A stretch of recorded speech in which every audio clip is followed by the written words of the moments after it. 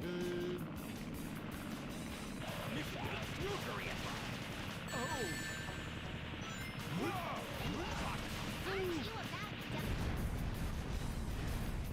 This isn't the end! Woohoo!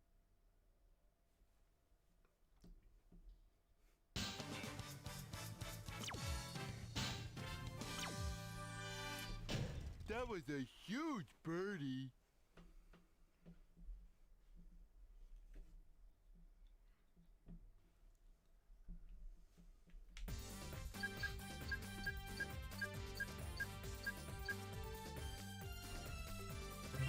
We're up! You can count on me! Okay, here we go.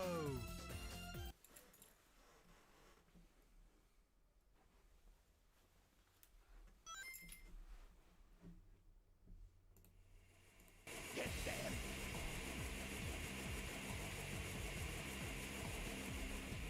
I think you underestimated our power! Doctor Eggman, please don't interrupt us! Stay out of our way. I'll do my best! Here we go! I'll do my best! Here we go! Here we go! Ready any...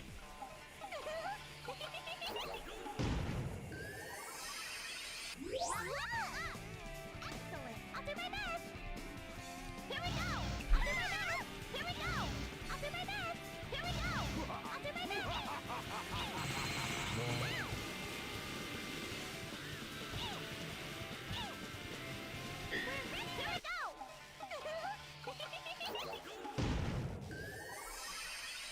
Level up!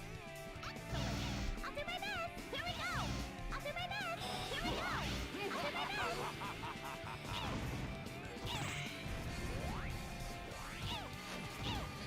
Just how many of them are there? There's no end to these robots! Roundy, roundy, round. Level Not up! bad!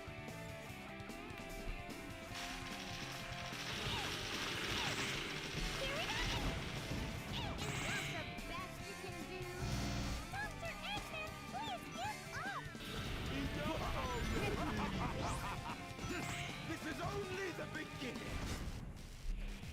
Here we go! Ready? I'll do my best! Great job!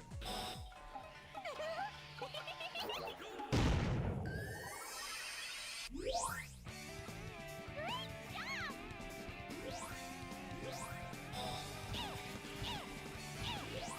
Here we go!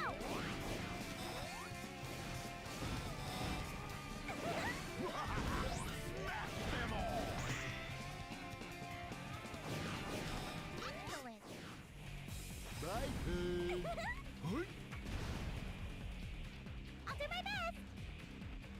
Don't get too excited, boys! Those were the easy ones! We did it!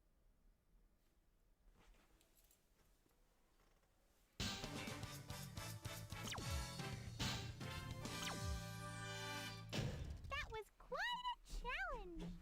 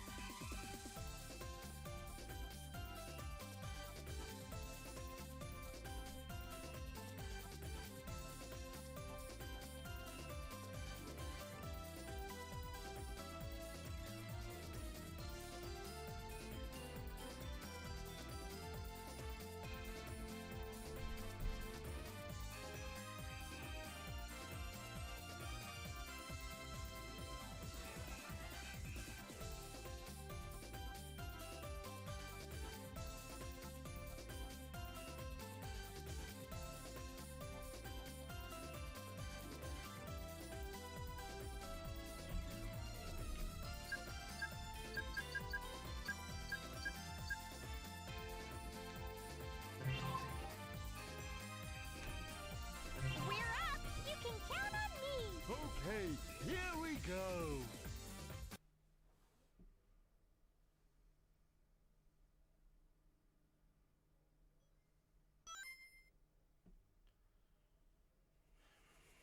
Get them.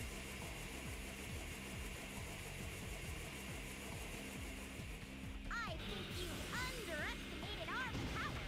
Dr. Eggman, please don't interrupt us. Stay out of our way. Level up. I'll do my best. We did it. We did it. Level up.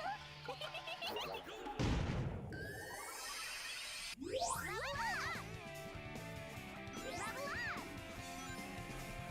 Here we go.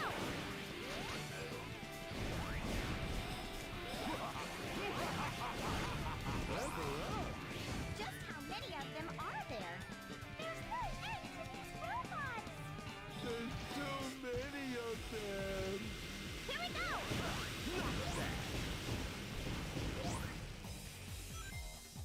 I'll do my best. Excellent. Here we go. I'll do my best. Here we go. Is that the best you can do? Dr. Eggman, please give up. Enough already. This is a... Boundy, boundy, boundy. Level up.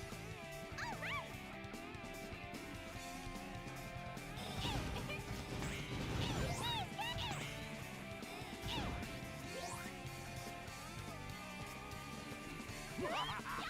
Smash them all.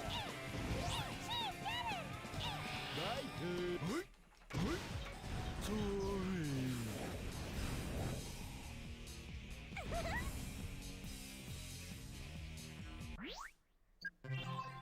Get them.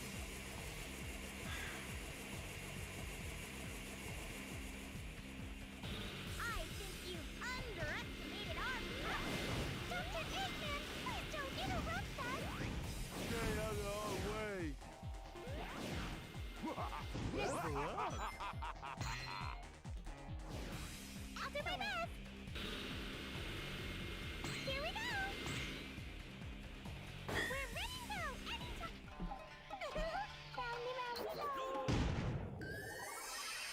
Here we go. I'll do my best. Here we go. I'll do my best. Here we go. I'll do my best. Here we go.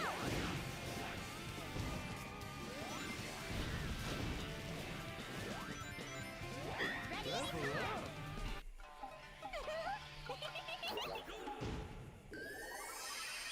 Just how many of them are there? There's no end to these robots.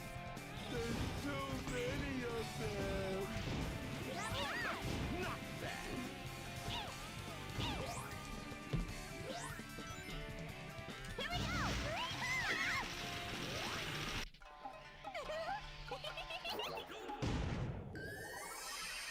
Is that the best you can do? Dr. Eggman, please give up. Enough already. This is only You know. the beginning.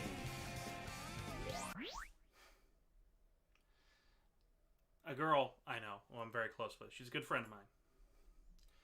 She asked me yesterday, "Did you watch the Dog Bowl?" And I said, "No. I didn't know he did."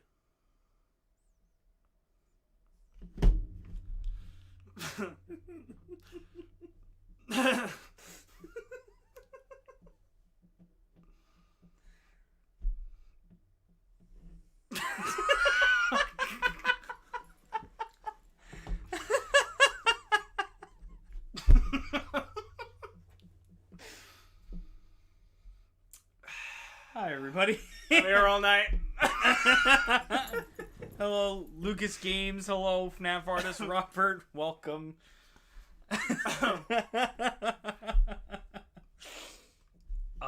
10-minute silence leading up to a dead joke. We'll be here all night, baby. Best way to end 10 minutes of silence. Alright, so I have to beat this in 10 seconds. Or I don't think I'm going to be able to. Thanks to Adam's dad joke. Yeah. Motherfucker. This can't be right. I'll do my best. I'll do my best. I'm just going to do this as quickly as possible. Here we go.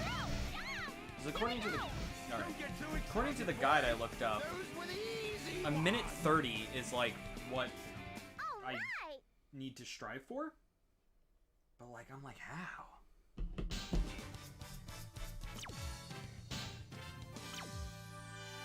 Yeah, I guess it's a minute 30. Oh my god. Lots of them. Jesus Christ, I have to shave 13 seconds off that. Somehow. This is a really repetitive game. Yes. Well, I'm going to tell you this right now. As a Sonic fan, I love Sonic. I love the series with all my heart. Completing most Sonic games are awful. He said boys instead of girls. What the fuck? Oh, sorry. I'm problematic. Oh, you're talking about Eggman. No, sorry. Yeah, Eggman's pretty problematic. He's only You talking to Big. misgendered me. How dare. Next thing you know, he's gonna start teabagging. I don't know if you saw my post on Twitter. I posted a picture of like a literal teabag, and I'm like, retweet this to scare video game tournament holders. I love that. I love that so much. Did I ever tell you the Peanut story? No. All right. Maybe.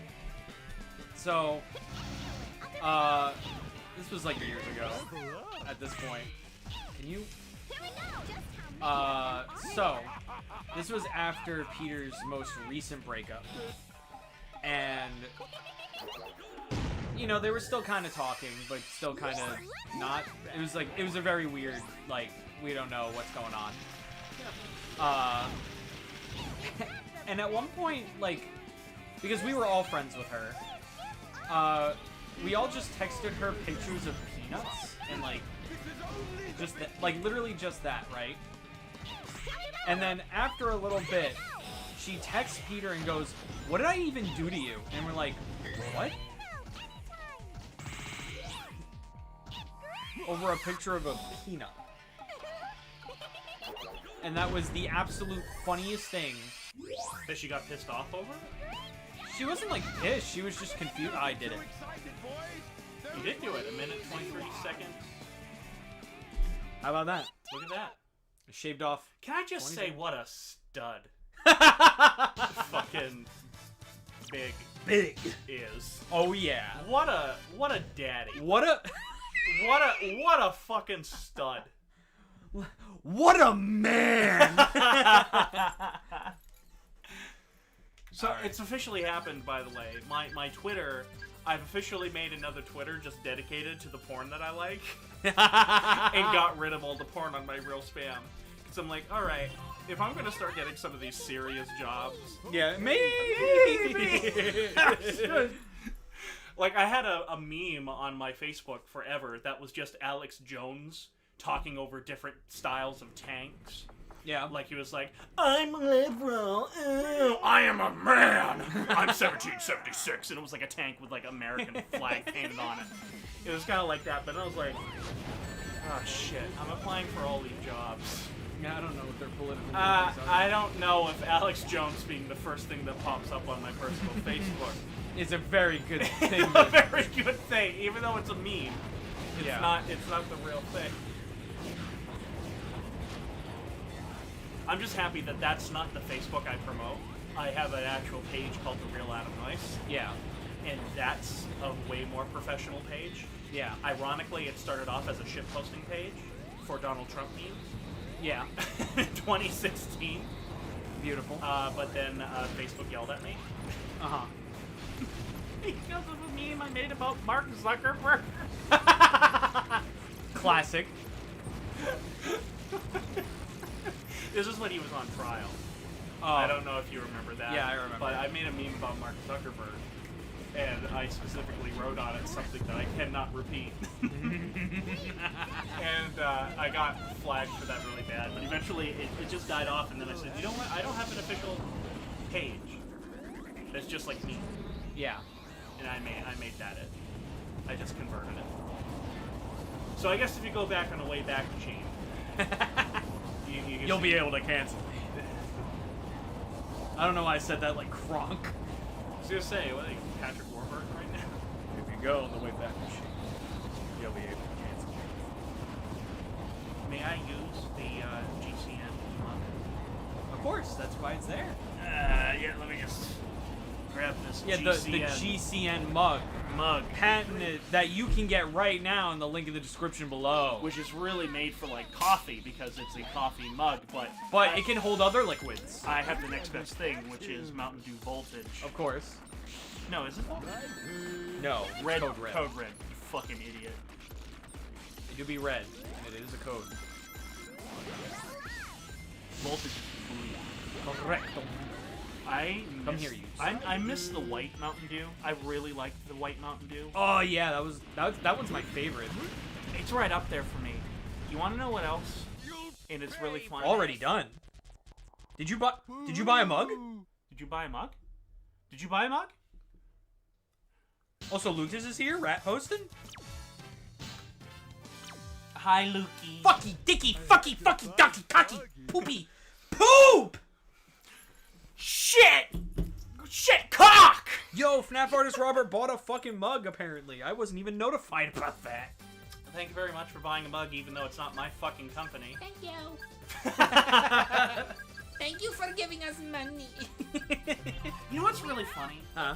Like, I have not posted since the Gettysburg event in War of Rights on my main channel, and yet I still go up 10 subscribers a week. Nice. Like, I have not done a fucking thing. Yeah. I haven't even really posted anything. Got that longevity, baby. That makes me pretty happy. And I'm like, I don't have to do anything. Also, Lucas has subsequently blown us both a kiss. And now I'm hard. Speaking of hard, I know I was telling you a little bit about it in the car, but I have fallen in love with a new show that I didn't think was a show. I thought it was a movie, until all of a sudden I saw it go to episode 2, and I went, oh shit. Uh-oh.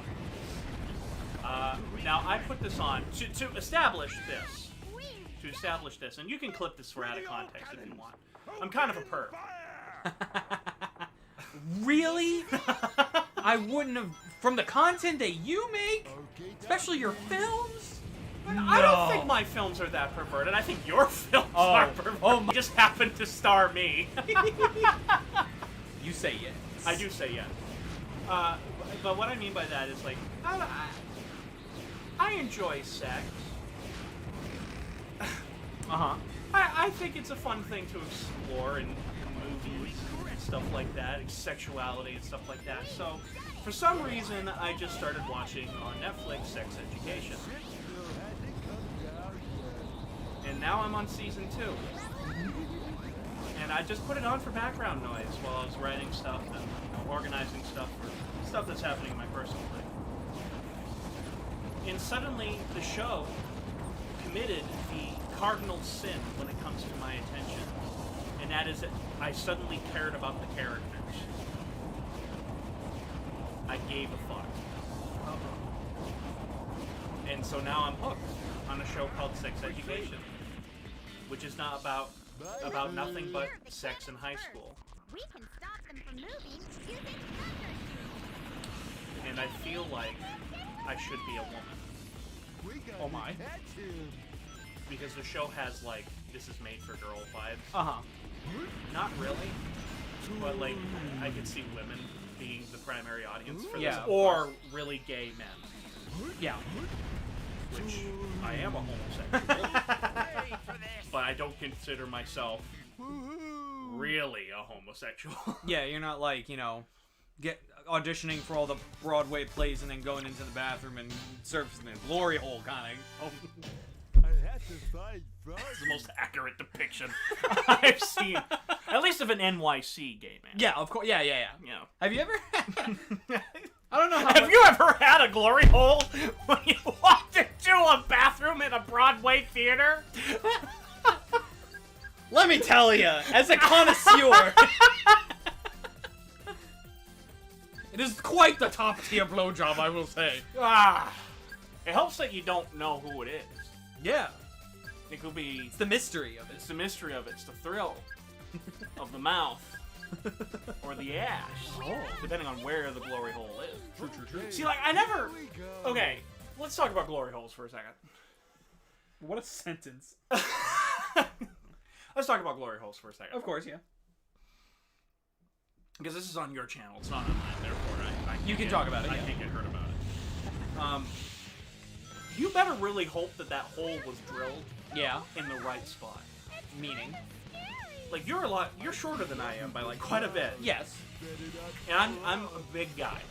Yeah. Regardless of how fat I am, I would still be a big guy no matter what I did. Yeah. That glory hole's got to be quite a bit higher This is true. for me to For you to really be comfortable. yeah. Like, I don't want to have to, like, squat. See, this is why you have to be very... You have to make various, like, heights of holes. You'd have, like, multiple holes of different sizes, too. Yeah, and you also have to make it wheelchair accessible. You do. You have to keep handicapped people in mind. Yeah, Yes, yeah. absolutely. It's just courteous. The handicapped bathroom is always cleaner, too, so if you're going to use the glory hole, Yeah. use the handicapped one. Yeah. Yeah, hands down. Hands down. But, like, don't be like that asshole, right? That, like you're just going in there because you think it's better. Like, save it for the people that actually need it. Well, if it's empty. Oh, yeah, if it's empty, but, like, if you see someone, like, behind you, like, in a wheelchair, like, don't just fucking go in Oh, there. it's like being on the Long Island Railroad. Yeah. People who sit in the handicap spots, Yeah. and then somebody whose handicap comes on, and they don't move. Yeah. Same thing applies for glory holes in a Broadway bathroom. Yeah. Move! Yeah, just move. Like, come on. No, I was telling your character to move. You gotta be the time. Oh, no. This one's about points. So that's fine. Oh. There, I thought I was being cool. I thought I was being cool. Yo, what a daddy. What a man. What a man. If I could just have 2 hours with the... Yo, he's confirmed for the new Sonic game. Sonic you guys Frontiers. tell me about that. He has a fishing mini game. That's so funny. But Sonic's the one that's fishing. But you fish for something that gives you points, and he runs the shop. So you buy shit from Big. I thought you were gonna say Sonic was fishing for Big the Cat. For Big the Cat. We were gonna need a bigger fishing line. Sonic is catfishing? Ah. Oh. Ah. I'm telling you, if you ever have a dub with Big the Cat in it, Yeah. hit me up. I am 100% certain, especially with the Sonic Archie dub, he's in it. I'm not telling you to catch me as Big the Cat. Yeah. Catch me as Big the Cat. I probably will.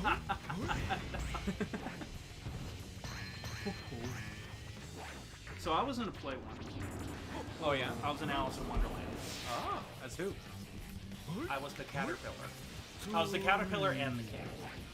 So I had double roles.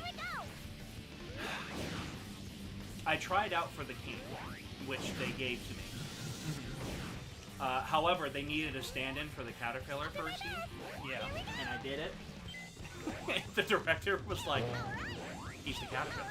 Oh my god. Oh my god, he's the caterpillar. He's the caterpillar. Like, he couldn't be anything It couldn't else. be anybody else. I could be anybody else. I was born to play the caterpillar from Alice in Wonderland. That was back in high school. The role I was born to play. Would you be shocked if I said that I was never in a play? No. You don't strike me as the person that would.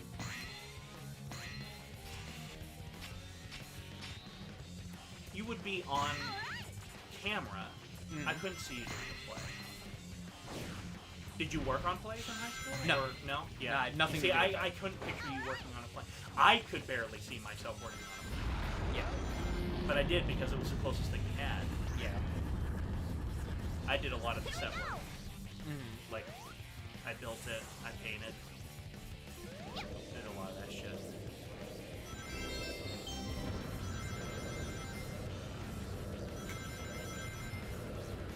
So you flat earthers out there, look at that. Yeah. It's a sphere. Dumbass. Can you just picture that, like the Sonic the Hedgehog thing? Remember, kids, the Earth is a sphere. Remember, kids, the Earth is a sphere, not flat. Well, actually, can I inform you of something? No. So, you might know about this already because this was a pretty prevalent meme back in the ancient internet times. But in one of the cartoons, which was called Adventures of Sonic the Hedgehog, which was a more, comedic cartoon, right? That's the one I know. Yes. So in that one, they had educational bits at the end, kind of like G.I. Joe. It was called Sonic Says, spelled S-E-Z. And one of them goes, and I quote, "Hey kids, there's nothing cooler than being hugged by someone you like. But if someone tries to touch you in a place or a way that makes you feel uncomfortable, that's no good." How did I guess it was going to be something? Sexual harassment. Of course. I was guessing that, or I was like, was he actually going to say safe sex? Oh, God. No, the other one that's really funny is, Tails catches one of the villains smoking, and his name is, Grounder. He essentially is like, "Oh, Tails, try it," and Tails literally smokes. Okay. The, 6-year-old. I keep forgetting he's only 6 years old. Well, usually in games he's 8, but, they made him, much younger in the cartoons. He essentially acts like a 6-year-old. His 8 is so much better. Yeah. But it's just... And then Sonic's like, "Whoa, little buddy. Remember, if you're prepared to smoke 'em, then be prepared to choke 'em." I can say this, alright? I can say this Yeah. about Godzilla. Mm-hmm. None of that shit. Oh, yeah. Hey, Bottles, just kill Eggman because he's annoying as fuck. You got it, dude. I'll kill him. With a gun. Shrumps? Whatever you say, Ethan. Trumps? Ethan Bloodborne sounds like my persona. Hey, Randy. Destroy the child. Destroy the child. Destroy the Godzilla never smoked. Well, he kind of did. He got shit on in Godzilla vs. Hedorah. Literally, Hedorah takes a shit on him. Oh my god. Does that count as smoking? No. I can't say it does. Hedorah certainly smokes, though, because he gets on top of a bunch of smokestacks and starts inhaling it, and he starts growing. Because, of course, Hedorah is the smog monster. Yes, of course. He's the monster of smog. Yes. So he's got to do all the pollution stuff. But he does. He takes a shit on Godzilla. He also causes Godzilla to lose an eye. Oh my god. The movie's... You know what's really interesting about Godzilla vs. Hedorah? Here we go. Adam's on screen. Talking about Godzilla. Talking about Godzilla. Classic. Fuck. Anyways. Godzilla vs. Hedorah was made on, a beyond shoestring budget. Yeah. So, a lot of the stuff that they had in the movie wasn't built for the movie. Yeah. It was leftover stuff from other movies. Including the Godzilla suit and everything like that the Godzilla suits use. Because they had two. They had one that could be in water and literally get shit on, and then they had the actual suit. Yeah. The only thing that was originally made for that movie, if you really look at it, was the miniature towers that kill Hedorah, and then the Hedorah suits themselves. Everything else is clearly borrowed from other movies. But ironically, because of that, even the film stock that they used, a lot of it was just leftover film stock from other film productions, gave it this really grimy, grungy feel that totally fits with the...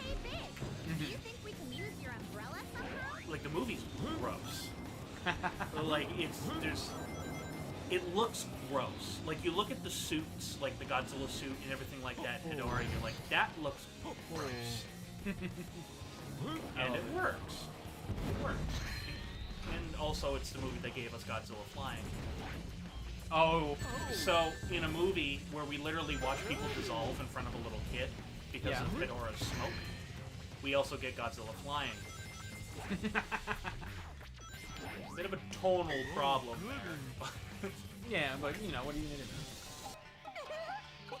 gonna do? Hedorah, my man. Would you kill your friend?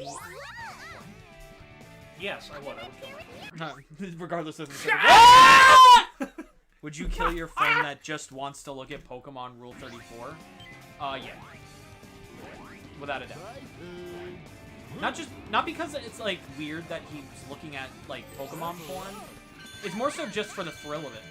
I just want to murder. Considering that you wrote porn about your friends, I think you're kind of a hypocrite.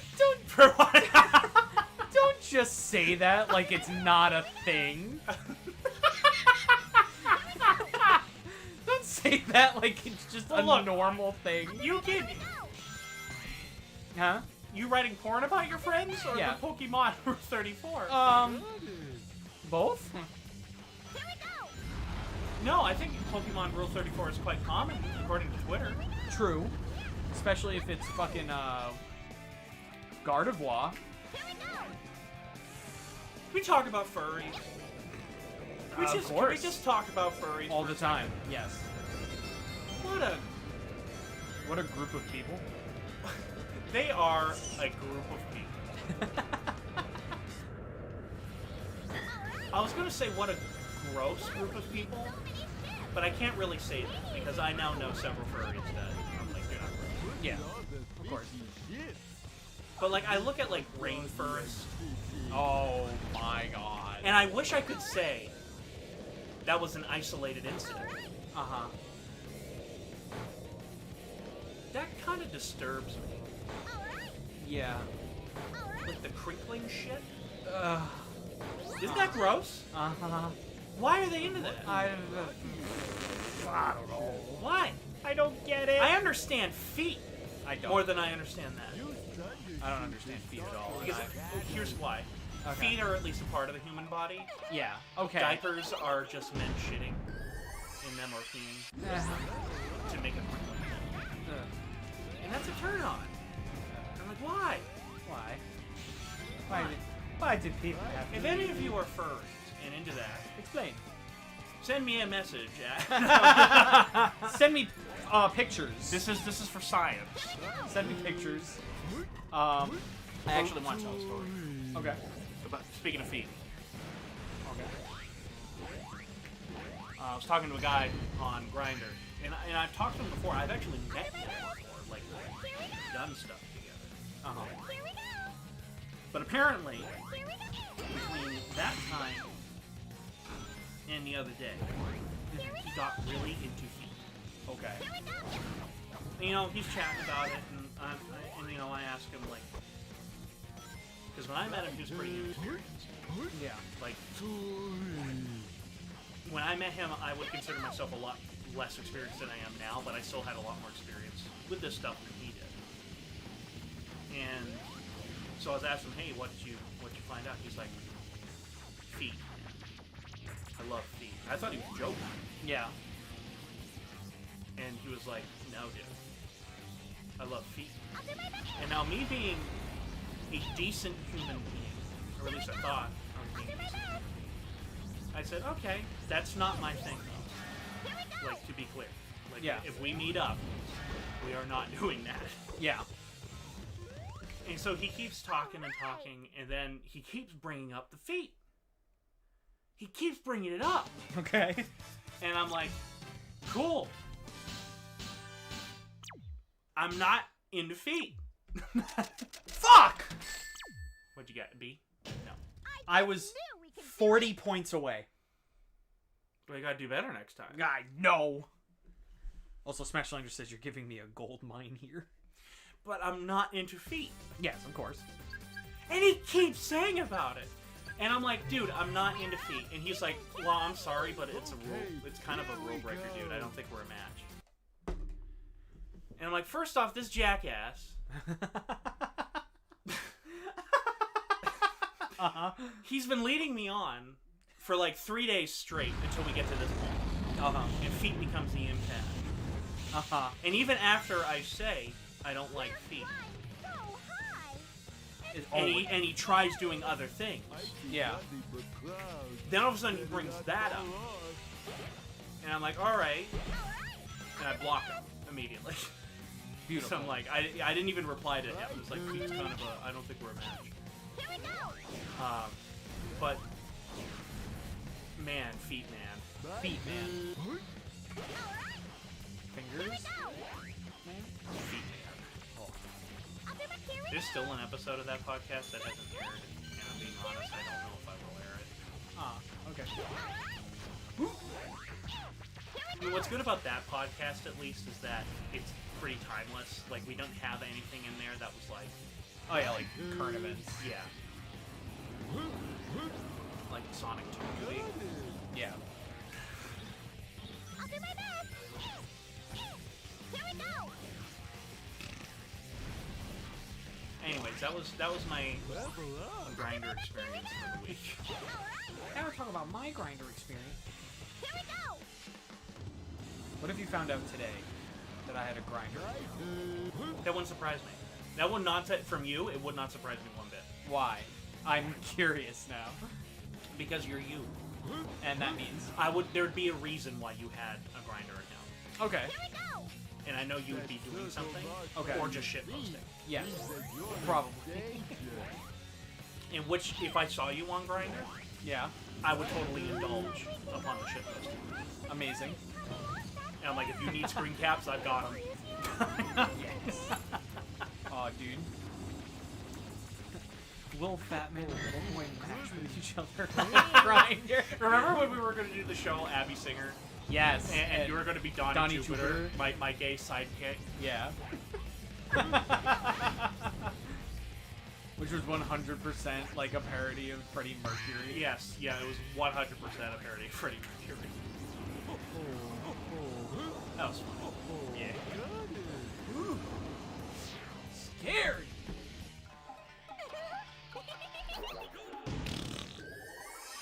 Level up! I was like, bitch! Oh my god.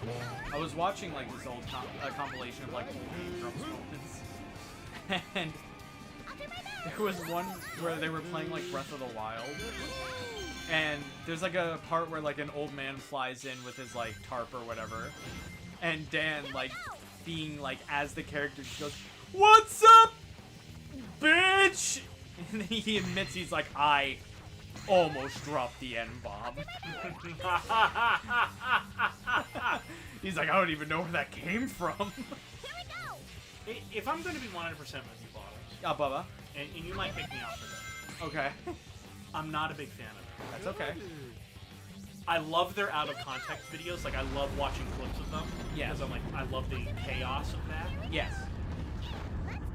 But their videos drive me crazy Uh-huh. because they don't stop. What do you mean? Does that make sense? What do you mean, Like, they just keep... There's no room to breathe. Uh-huh. And that pacing kind of drives me crazy on moments. Yeah.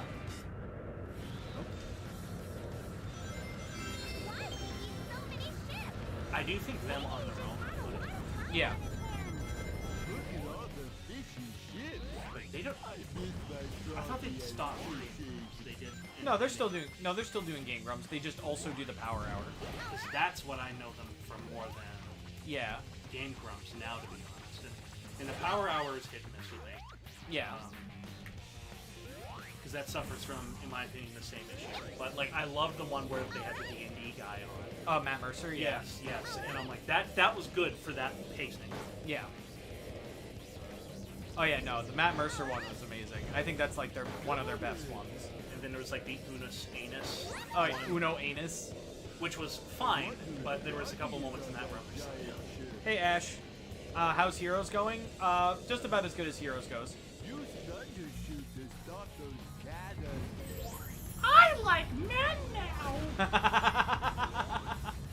One of the best jokes. Isn't that like a That was the Simpsons movie. That was in the Yeah. Simpsons movie. Where Isn't it because he sees like Bart's Bart penis? naked? Yeah. That movie is so good. Oh, I love that movie. I got to see that shit in theaters. No, I didn't. I had to wait for it to come on pay-per-view. Remember that? Oh my god. I did get to see SpongeBob SquarePants movie. Yeah. I don't think I've ever heard my dad laugh. Yes, I did. 2 times I've heard my dad laugh that hard. Wasn't one like Jimmy Neutron? One was Jimmy Neutron. I think my father was laughing harder in that movie than anybody else in the theater. Which is surprising. He loved Jimmy Neutron. It's surprising to me because I feel like Jimmy Neutron isn't like a movie that I know for being like funny. It is if you know sci-fi, because the amount of classic sci-fi references that are in that second half of that film, Yeah. like Poltra, the egg creatures, and what the egg creatures do, Yeah. is hysterical. And my father loved that shit. He's the one that got me into it. Mm-hmm. And I'm even more of a monster about it than he is. But I remember the chicken dance sequence. Oh my god. And when Poltra almost sits on everybody, Yeah. my father. Kill me. Kill me. Kill me. I don't want to play this stage anymore. Go on. You should have gotten that one balloon. Or whatever that red hovering thing is with the star on it. It's a balloon. It's a balloon. It's a Alright, balloon. you should have gotten that balloon. I gotta be fast. I gotta be good. Now, usually fast and good do not go well together in terms of sex. Of course. But in terms of Sonic...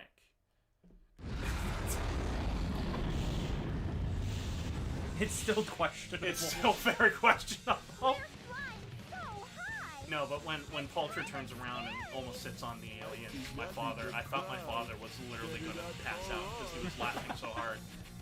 And I remember, I don't even remember, like, being embarrassed or anything, because I was really young when that came out. Yeah. I just remember being like, why is he laughing so hard? Yeah. And then the other one where he laughed ridiculously hard was on the South Park movie. I had it on TV. And he had his back turned away. He was on his computer. I don't know what he was doing, but he was on the computer. And during the "Shut Your Fucking Face, Uncle Fucker" sequence, Yes. that song, there are 2 lines, and that is, "What garbage?" Well, what'd you expect? They were Canadian. Yeah. And my father slammed his hands down on the table, or down on the computer desk, put his head down, and laughed for like 5 minutes straight.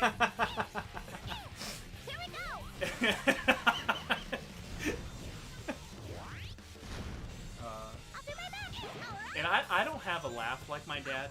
My laugh is kind of like a men's version of what my mother's laugh is. My mother has a very guttural laugh. Mm-hmm.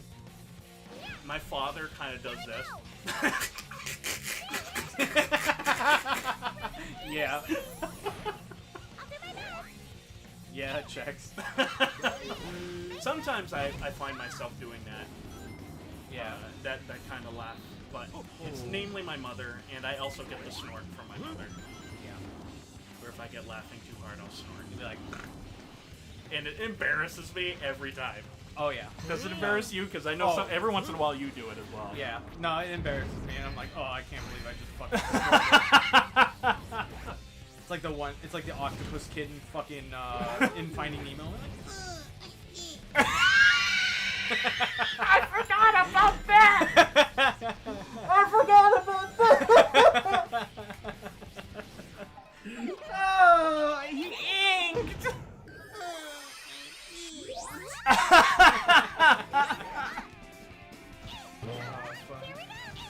Movie is really good. Oh, yeah. I love I Finding Nemo. remember not liking it as a kid. Because I saw that in theaters, and I remember being bored. I did not see Finding Nemo in theaters. I was really bored with it, but as I grew older, that and The Incredibles, those are the 2 that I did not like as a kid. Yeah. But as I became a teenager and grew older, I was like, these are really good. Which is so funny, because, like, I loved Monsters, Inc. Yeah. That was my shit when I was a kid. I also really like Monsters, Inc. But yet, if you look at Monsters, Inc., in many ways, it's far more adult Oh yeah. than Finding Nemo. Yeah. The Incredibles is certainly debatable, but there's a lot of adult shit in that movie. Ooh, ooh, ooh, ooh. Don't do that. Here we go. Get it? Let's go. Here we go. I forgot. Have you seen A Bug's Life or no? No.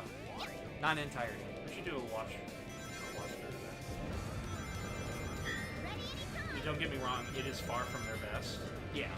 I still think it's good. I mean, it's literally just a remake of Akira Kurosawa's Seven Samurai. And once I realized that, I was like, I kind of love this. It's literally Seven Samurai with ants.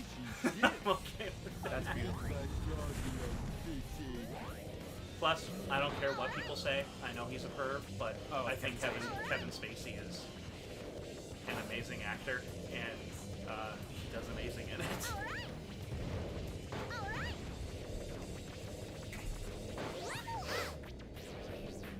Let's try landing on that giant battleship. Do you play Roblox? No. Hi, Mai. What's Roblox? It's like an online game that's kind of geared more towards children.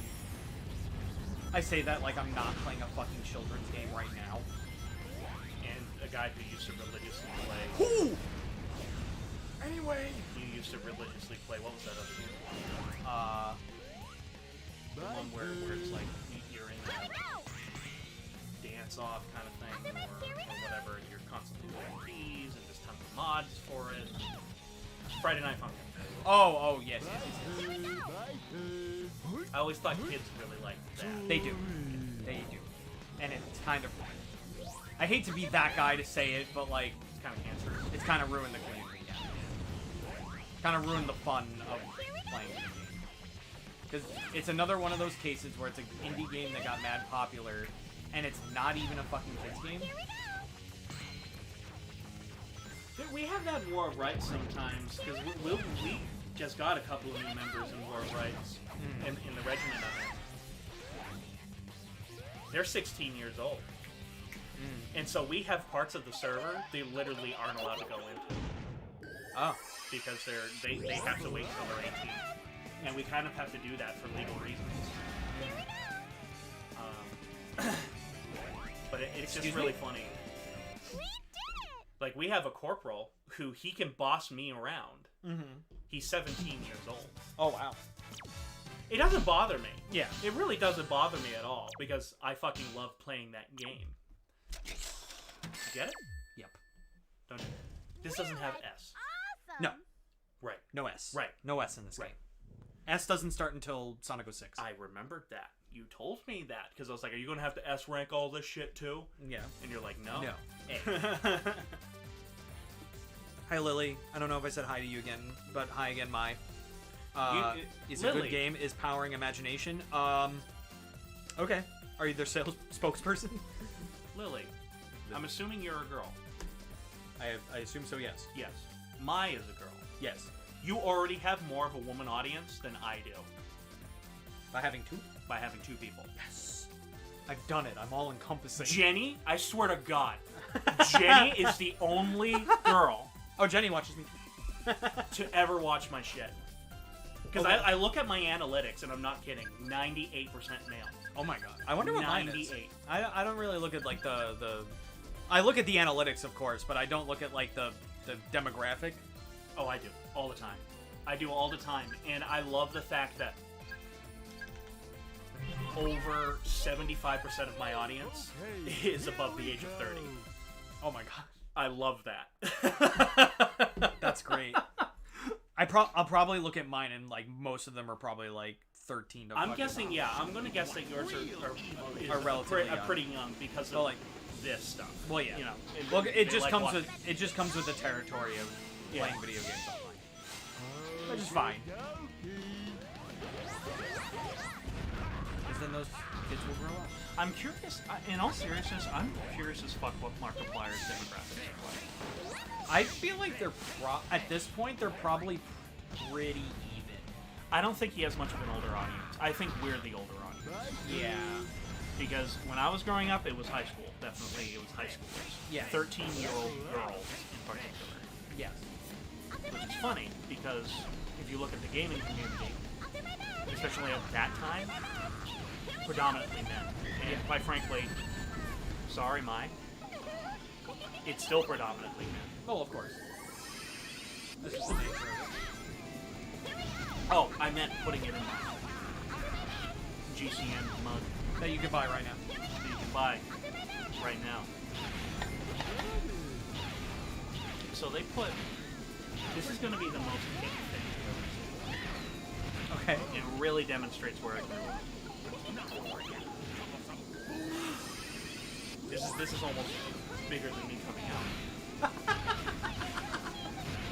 I loved Blue Collar Comedy Art Okay. as a kid. Yeah. I did too. I watched it with my parents all the time. The only one who I didn't care for, and I still don't really care for, but I respect the fuck out of him, was Larry the Cable Guy. Uh-huh. I loved Jeff Foxworthy. I loved Yes. Bill Engvall, but by God, do I love Ron White. Uh-huh. Ron White's my favorite out of the bunch.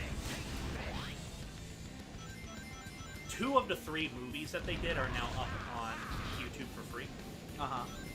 and I've been watching them. You know, I just have them on as background to listen to them. Yeah. I haven't laughed that hard in a while. Listening to Jeff Foxworthy on the second movie talk about what type of smells women like versus what men like Uh-huh. is the funniest thing. and it's just so true. It's like the stinkier, more rancid it is, the more likely guys are going to smell it and want to share the smell.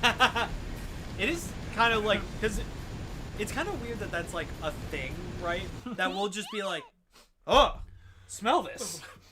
Oh, Jesus! And then Right? usually we go, come here! Yeah, come here, you gotta fucking smell this. And he was like, yeah, if you have like a 5-month-old gym bag that you forgot to clean, and you open it, it's like, Jesus Christ, And you gotta smell it! And then it comes around, and it's the same, like, if you get like 5 guys in a car, Yeah. and one of them farts, you know that they're gonna roll down the windows and they're sticking out, and they're gasping for air, but the guy who farted is laughing his ass off. Oh yeah. I wonder what are my analytics. Actually, never mind. I'm scared to know. You should look, because that's that's a good way to grow your audience, is to see like what tracks on your channel. As I said before, I don't know if you were here when I said it, but I'll say it again. I haven't posted anything since the first weekend of July, and I'm still growing 10 subscribers a month without having to do a damn thing, just because of the videos I made. I targeted them very specifically, and I knew what audience would be into these videos. Yeah. And the videos that consistently do good are the ones where I paid attention to that.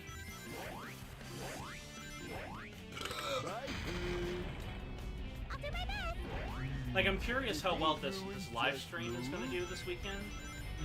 So I'm doing a live stream on Saturday with Lucas. Yeah, you can. As of right now, I'm doing one with Lucas. Lucas did confirm. However, my biggest audience forever was Kaiju Godzilla related. Yeah. It's not anymore. It's Star Now Trek. it's Star Trek, It's Star Trek in history. Yeah. which is good because that's like what you wanted. Star Trek was a total accident. Yeah.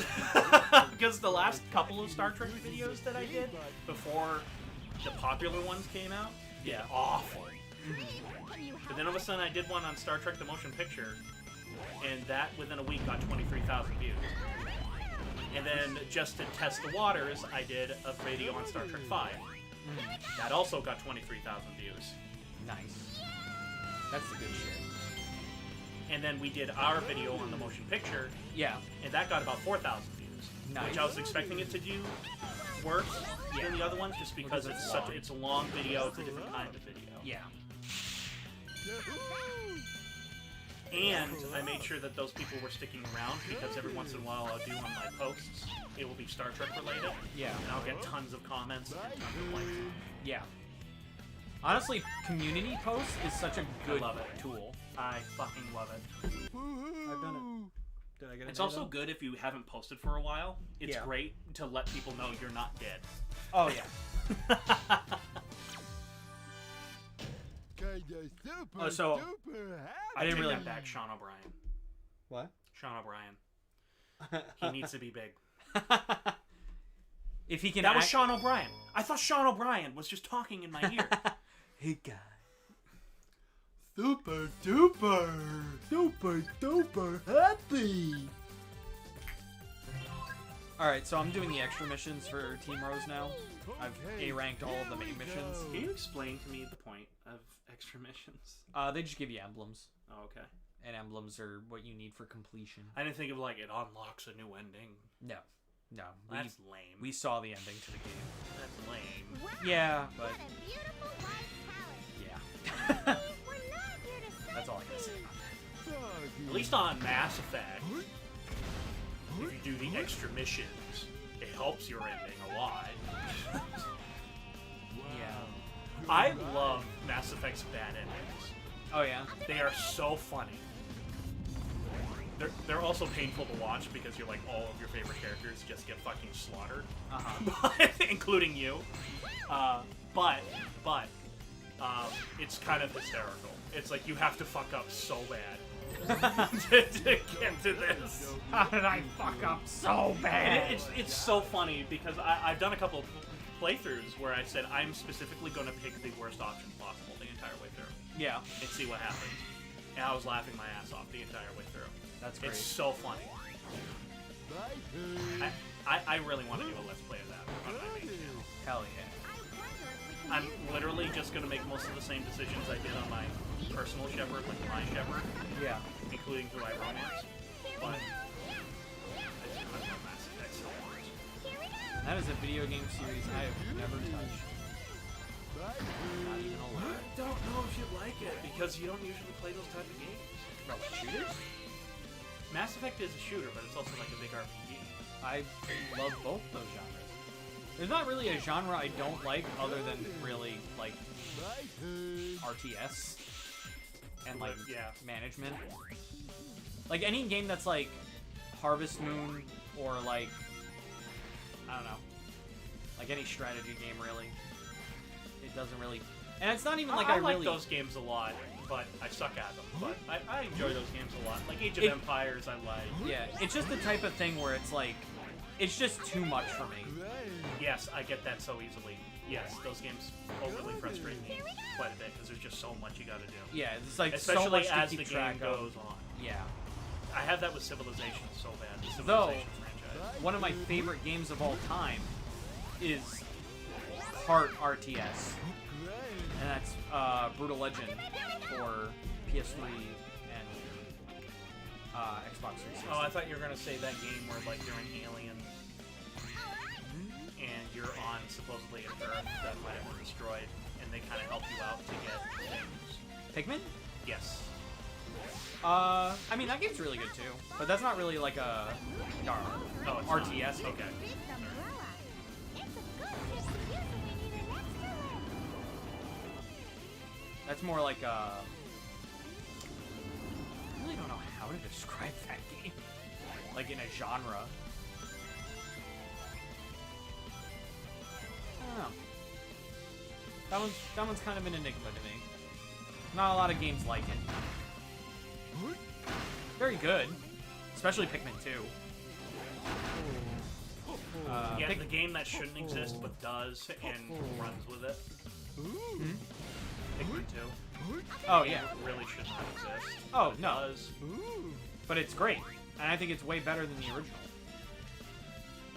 I know this is old, but can I just say how fucking awesome the creators of No Man's Sky are? Oh. Yeah. 'Cause I've been watching Internet Historian. Yeah. The fucking, like, the redemption arc of No Man's Sky Is amazing. is amazing. Turtle. Like the fact that they just shut up and just locked their doors for 3 months. Yeah. And said, nah, we're gonna keep working on it. Yeah. No, this game's not finished. And I love how the Internet Historian says, I am convinced that these people, Yeah. they are the good guys. Mm-hmm. And I'm like, yeah, they really are. That place is being guarded by the robots. Take them out first. That's a game I have not played. No Man's Sky? Yeah. Me neither. Again, not even with the redemption arc, it's just not my kind of game. Where it's just exploration for the sake of exploration. Which is so funny, because I used to play the fuck out of Minecraft. I never played survival mode. I always played creative. Oh yeah, I did survival mode. We roleplayed. And then Rust came out, we roleplayed the Tuna Bandits. Did I tell you about the Tuna Bandits? You have not? Yeah, we played in an open server, which is dangerous, but we did it anyways. Yeah. And we were the Tuna Bandits. Okay. Whenever somebody came into our server, we'd hijack them and we'd go, hand us your tuna. We literally wanted nothing else. Is this where the inspiration for Yes. our first film came from? Yes. It is, 100%. Yeah. We're the Tuna Bandits, Jimmy. I don't have tuna, then we'd kill him, but we'd leave all of his shit there. That's amazing. We wouldn't touch his shit. We'd go through it, and if he actually had tuna, we'd just take the tuna and go away.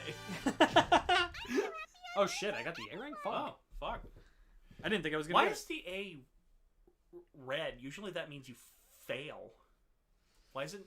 Should be green. Green for go? Yeah. In Sonic Adventure 2, A ranks are pink.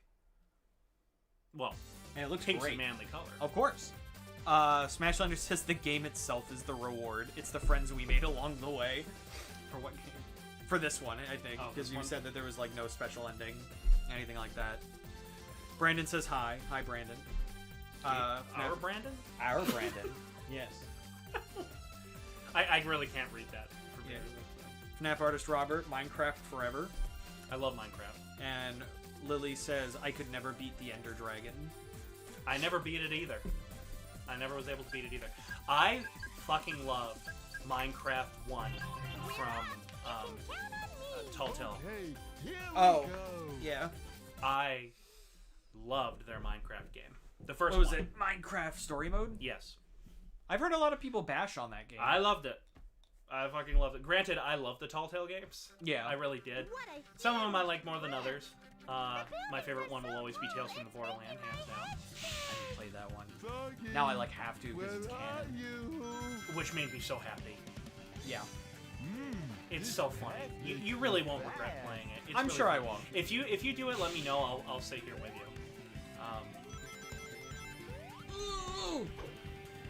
I'll do my best. Here we Doggy. Here we go. I'll do my best. That was the game that my friend Chucky and I were just gonna play a couple of levels on it, Why don't Yeah. we go and then I wound up staying all night. Because we just kept playing. Classic. You want to know what that game was for? Because me and Mike had a lot of those days too, Yeah. where like he would just be like staying over for the night, and then like we would be like playing a game like all fucking night. We had that real bad with the Uncharted series. Oh really? Oh fuck, I love Uncharted. I don't know if I would. Why do you say that? They don't seem like the type of game I would go out of my way to play. The Last of Us is. Hell, even The Last of Us 2, I liked. I haven't played it, and I really The Last of Us is literally my favorite. It is, if not my favorite game of all time, it is within the top 5. yeah, I love The Last of Us, the first one. It's so good. Oh yeah. It is the ultimate character story. But I am so sick and tired of hearing about it now. Good God. Yes, I would kind of agree about it. Well, because it's all Naughty Dog's doing now, is Last of Us. Oh, you mean the thing that's totally not a cash-in? Oh, yeah. Last of Us Part 1, what are they calling it that? No, it's just The Last of Us. I know a lot of people really did not like The Last of Us 2. I want to be clear, it is nowhere near as good as the first one. But I understood going into it, it was never. Oh, it was never going to be that good. As that. The first Last of Us is literally lightning in a bottle. It is one of those things where everything just happened to align right. Yeah. It's like the original Ghostbusters. Yeah. It's like the original Godzilla, Shin Godzilla. Like, you can't top those. It was lightning in a bottle. The original Planet of the Apes, I say, is like that.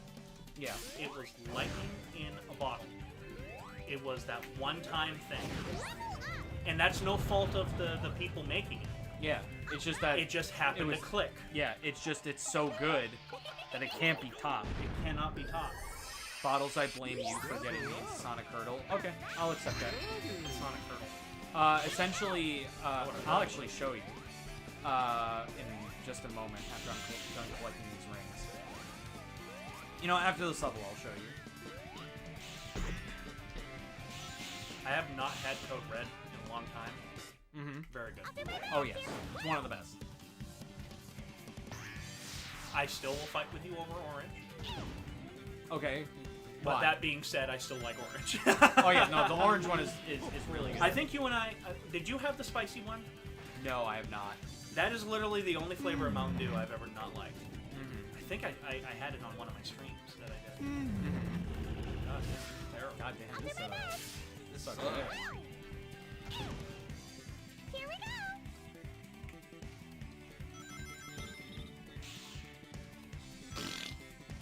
Good one. Thanks.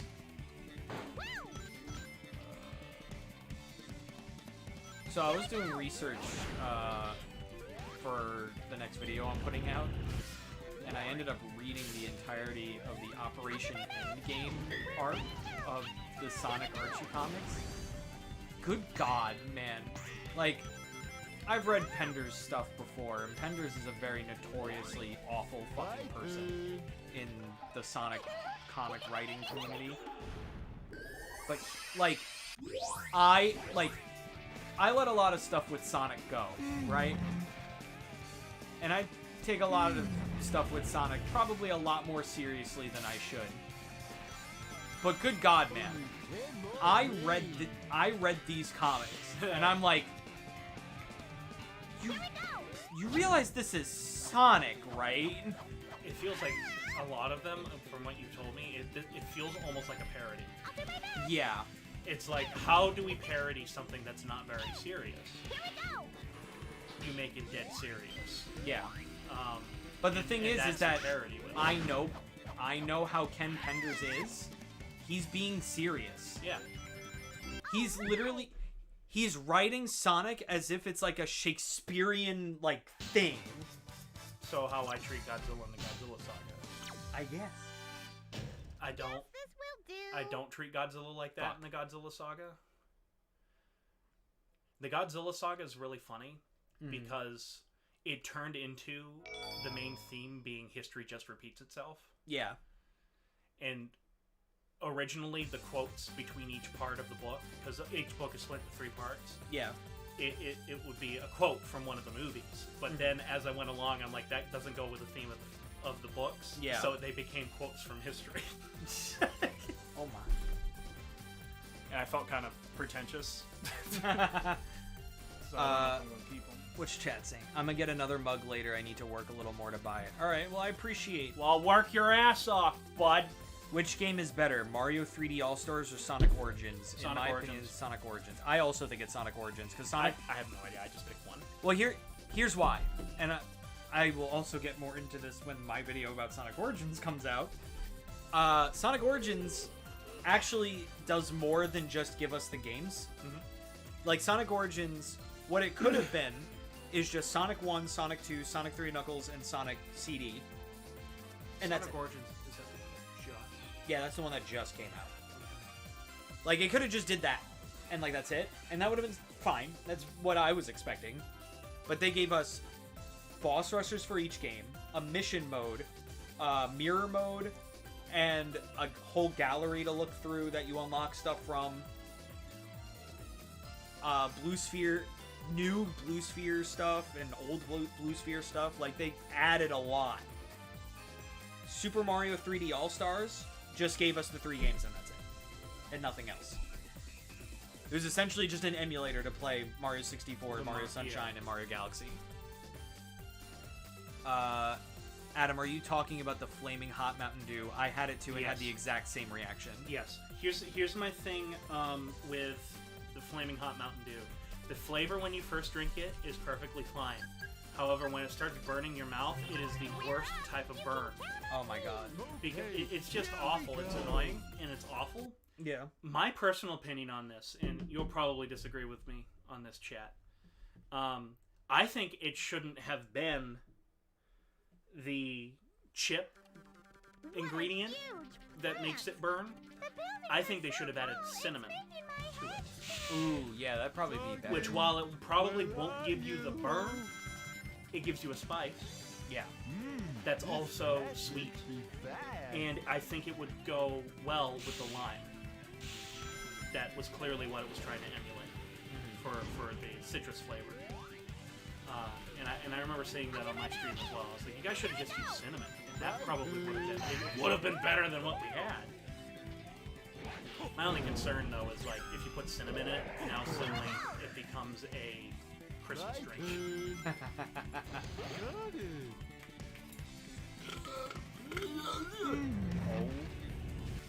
I'll do my best. Here we go.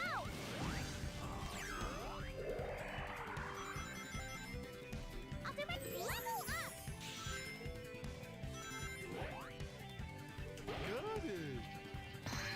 Oh no! Tell me this isn't true.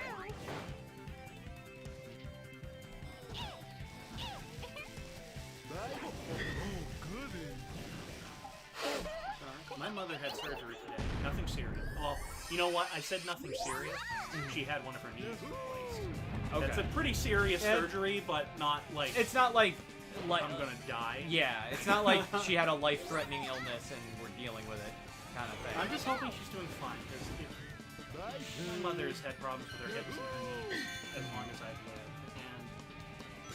And I saw the X-rays of her hips and knees, and there was like nothing there. Yeah. Like I understood how much pain. Well, kind of. I never was really able to grasp how much pain she was in. Yeah. And I'm like, that doesn't look nice. And I'm hoping that with now she has 2 big hips. She definitely has 2 knees. I know at least one of her hips are at least, but I don't know if she did the other one. I should probably know this. I'm her son. And I'm really hoping that one day when I go home, she can go for not a big hike with me, but there's tons of small ones that you can kind of go on that they have nice boarded up walkways that you can go through. Yeah. So you're not walking on constantly crazy shifting ground and stuff like that. Specifically designed for people who are kind of handicapped. I'm really hoping she can start doing that because she's kind of like me. When she gets cooped up for a long time, she kind of goes crazy. Definitely my mom's son. Love her so much. But, Here we go. Everyone, only I'm going to embarrass her right now, but she's addicted to nipple popping videos. Oh my god. What is it with women? I don't know. Nipple I don't popping know. It's probably women probably ask the same of us with why do you guys like smelling bad stuff? Yeah. That, oh my god, it's so gross. The pimple popping stuff? Yeah, it's so gross. Sometimes I find it fascinating. No, I can never watch it. Sometimes I find it fascinating. The thing that admittedly, I'm fascinated by, there's this YouTube channel called I think it's like the Hoof Expert. Oh yeah, I've watched them before. And like he's cutting down that stuff, and oftentimes they have a cyst under there. Yeah. And stuff like that. That stuff I find fascinating. Mm-hmm. And for some reason, soothing. Yeah. It's weird. Like, why? But it is. Yeah. And I love how this guy, who is one of the nicest YouTubers, who's just like, this is what I do for a living. Yeah. This is what I do for a living. Brand, what is this? Oh, there's a lot of stuff. Oh no. Serious 5 Gaming says, true, Sonic Origins remastered the games with many game modes. Meanwhile, 3D All-Stars emulated 3 games, removing bugs and getting rid of the iconic "So Long, Gay Bowser" line. Well, that's not something Mario 3D All-Stars did. That was because they used a version of the game that came out exclusively in Japan that didn't have that line. Which one? So there's the original Mario 64 in the US version, which is technically the inferior version of the game because there's more glitches and stuff like that. There's one line that Mario says where he says, "So long, Bowser." But because of his Italian accent, it sounds like he's saying, "So long, Gay Bowser." So people say it's always saying "So long, Gay Bowser." But in the updated Japanese release, which is what they used for Mario 3D All-Stars, instead of saying "So long, Gay Bowser," he just says "Bye-bye," and that's it. Well, the gay Bowser just wouldn't fly in today's sophisticated Of course, society. yeah, of course. You're like, come on. Like, what is Mario, a homophobe? But you know people will say that 3D All-Stars is better. Yeah, but it's not. Are all A ranks required for an unlockable? I know it is in Adventure 2. The only thing that you unlock when you get all of the emblems in this game is Super Hard Mode. Oh, another thing Sonic Origins did. No limited release date. Oh, yeah. Oh, yeah. You cannot find a new copy of Super Mario 3D All-Stars anymore. It has to be pre-owned now. Because they just don't release it anymore. It's not even on their online store. Which is dumb.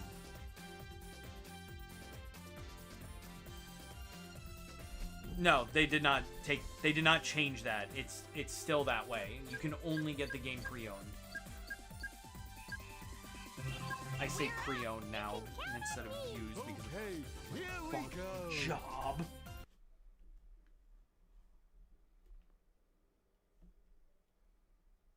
Then I rest my case. Well, I'm half glad I got 3D All-Stars while I could. Oh yeah, I got it fucking day one. All right, well, I'm gonna restart after that blunder.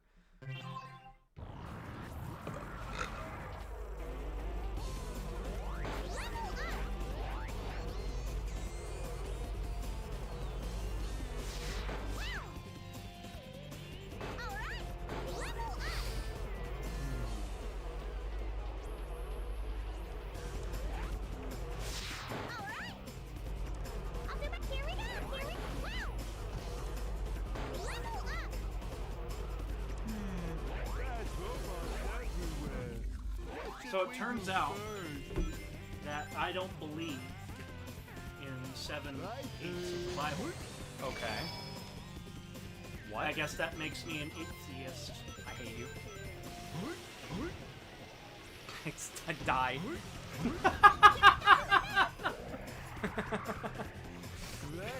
Did you just say needs to die? I just said I hate you. Die. Oh, okay. I thought you said I hate you. And then you shook your head. Needs to die. No, just a simple, clear-cut, one-syllable word, Die. as blunt as an atom bomb. Die. Die. I mean, I will forever love the fucking like rant monologue that the AVGN went on when it was like the sports games episode when the game is just called football. This is a classic.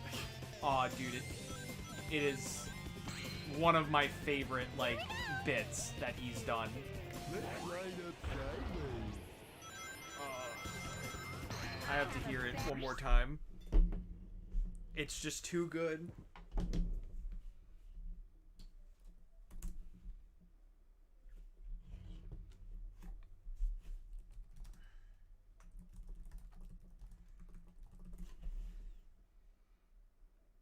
Yeah.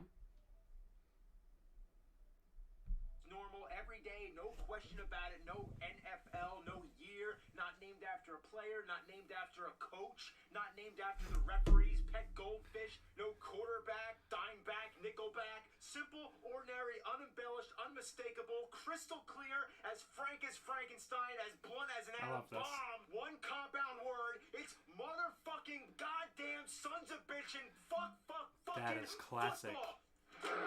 Classic AVGN right there. You know what's funny is like it's so funny how that style of humor is old. now. Yeah. Like you don't really do that in videos anymore. No.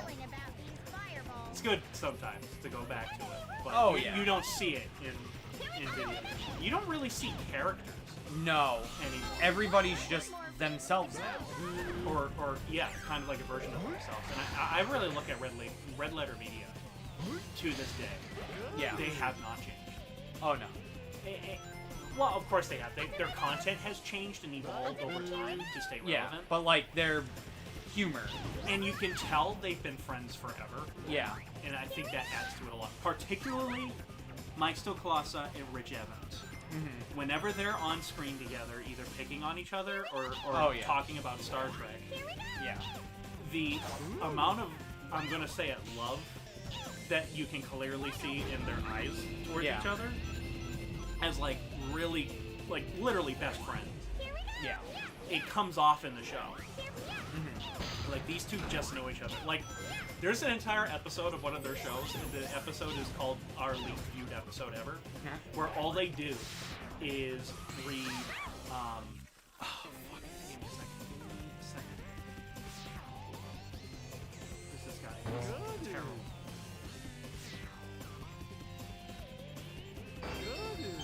That target looks like it may trigger something.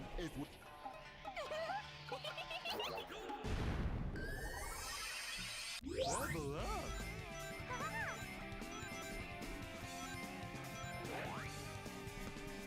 Let me handle this. Here we go. All right. I'll do my best. Jerry Springer. All he did the entire episode was read Jerry Springer episode titles. And that's literally the episode. Is Mike Stoklasa reading every title of every episode of the Jerry Springer Show, and Rich Evans laughing at it. That's it. Yeah. Hysterical to hear. They also did one where Mike Stoklasa just reads terrible dad jokes to Rich Evans, and it is the funniest goddamn shit. Just because Rich Evans is trying not to laugh. Yeah, he's trying to keep it together. It's like, this is terrible. And at one point they get a kid on. I don't know where they found this kid, but they sat a kid down, and Rich Evans, they were dressed like doctors. Okay. And Rich Evans is like just reading jokes to the kid to see how he does, like if he laughs at it. And at one point the kid starts laughing, and you see Mike and Rich just go, "Oh my god, he's laughing!" And like they're taking notes, and the kid's just trying not to laugh. It's probably their most PG episode ever, because it's the only episode I think where they haven't made a 9/11 joke of some kind. Oh my god, this is a special episode. I love the movie. I need to put it back in. I kind of just came here by accident, but here we are.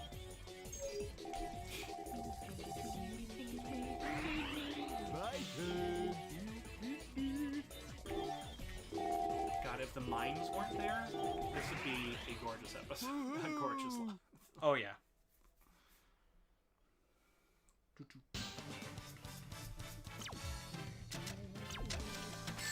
Got the second Chaos Emerald again. See, Sonic would really would have had to have been something I had gotten into when I was really young. To appreciate, I think, today. Yeah. I can respect it now, when before I didn't. Yeah. Like, I blatantly did not respect Oh, yeah. Sonic at all. Mainly because of the community. Oh, of course. Mainly. No, the that's community is why. what's the word I'm looking for? Oh yeah, garbage. Cancer. Yeah, it's the worst. Yeah, I have that with the Godzilla community now. It's really bad. Like, actually, if I'm being completely honest, and I probably will bring this up on my live stream on Saturday. I feel like I'm hawking it. I'm not intentionally doing that. Yeah. They drive me nuts. They're the reason why I don't want to do many Godzilla videos anymore. Yeah. Is they drive me nuts. Oh, dude. Literally, like, I have a lot of Sonic content, like, planned now. Literally because I have such a problem with the Sonic fanbase now. I should do a video about why I don't like the Godzilla community. I really should. I don't want to, because I feel like that would be poking the bee of Godzilla community. Yeah. Where they'd just kill me. Or find my apartment and shoot me, literally. But the biggest thing with the Godzilla community right now, there's a couple of factions in it, very similar to Sonic. Yes, of course. There's the faction that says everything made after 1975 is garbage, Yeah. which I'm like, fuck you. I think the best Godzilla movies came after 1975. Wow, that sounds like Sonic. Well, my favorite era is the Heisei era, and that started in 1984. Me saying that does not mean, for some reason they interpreted it as this, does not mean That you don't like it.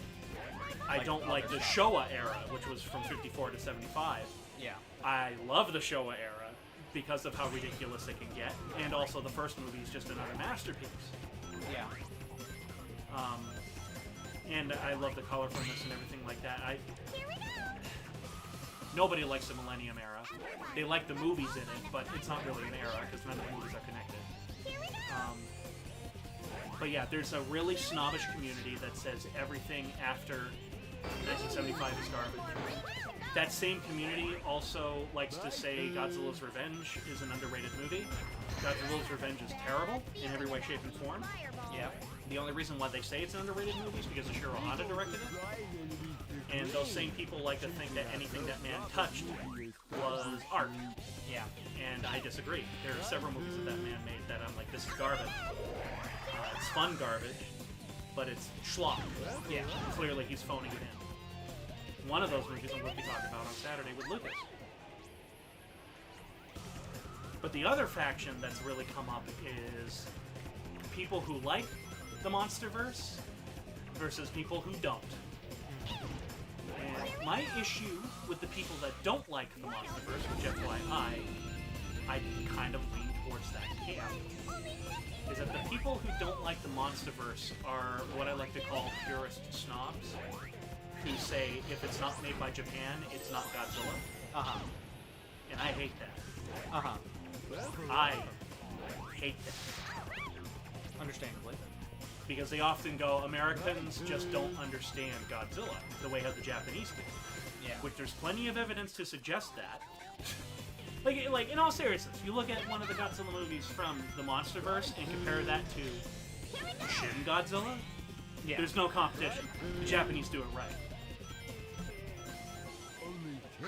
But I disagree with that notion that Americans can't get Godzilla like the Japanese do. Because I'm like, it totally depends on the filmmaker. Yeah, of course. But that's the most vocal faction right now. It was the Showa era one for a long time, and they made me leave the community. Yeah. What'd you get a B? Yeah. Yeah.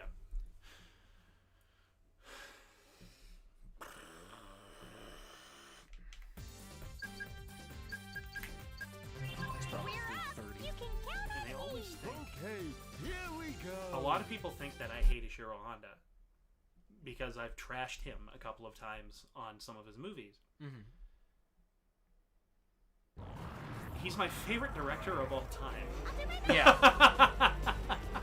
Oh, dude. Yeah, like, what the fuck? That man made schlock from 1965 onwards.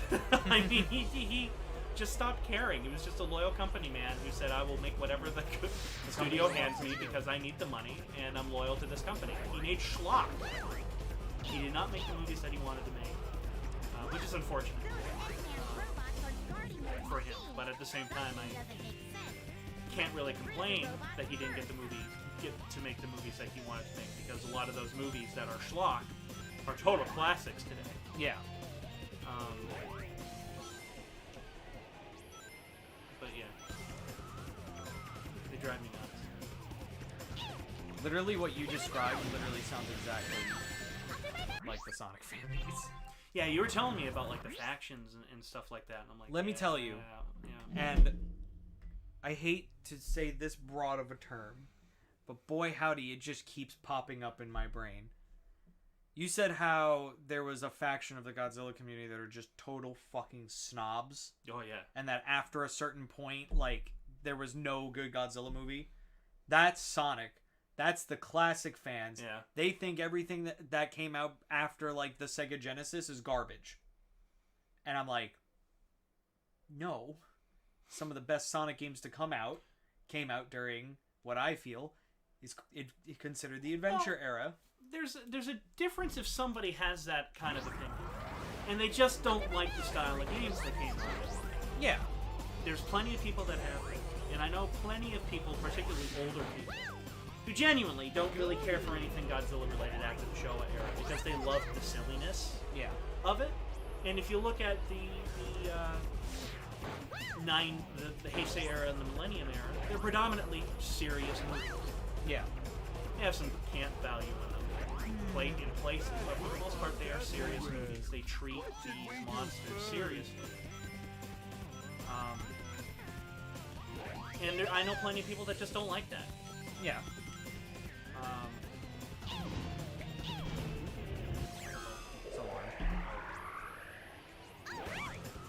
But it's when you're a purist and being like, because it didn't have Eiji Tsuburaya doing the special effects. Yeah. Which, by the way, I've heard that argument, and I'm like, then you shouldn't like anything past 1965. Because after 1965, Eiji Tsuburaya did not work on any Godzilla movies. He was a supervisor, but he was not the director. Yeah. It was his protege, Sadamasa Arakawa, and then when he quit, it was Teruyuki, who just died.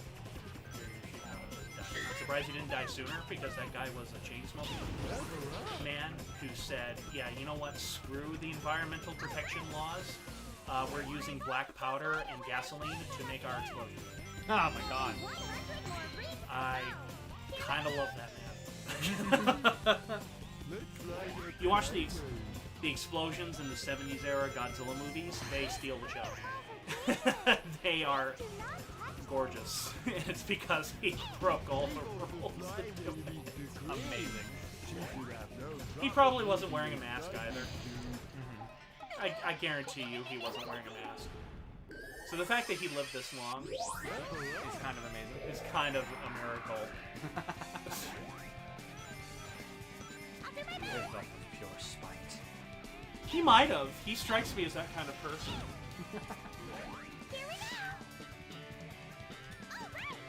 He was kind of a crotchety old man.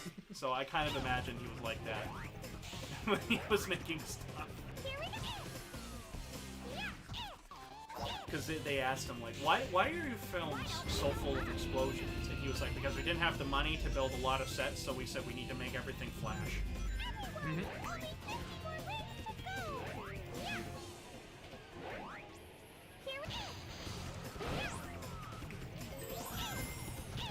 If we can make stuff look like...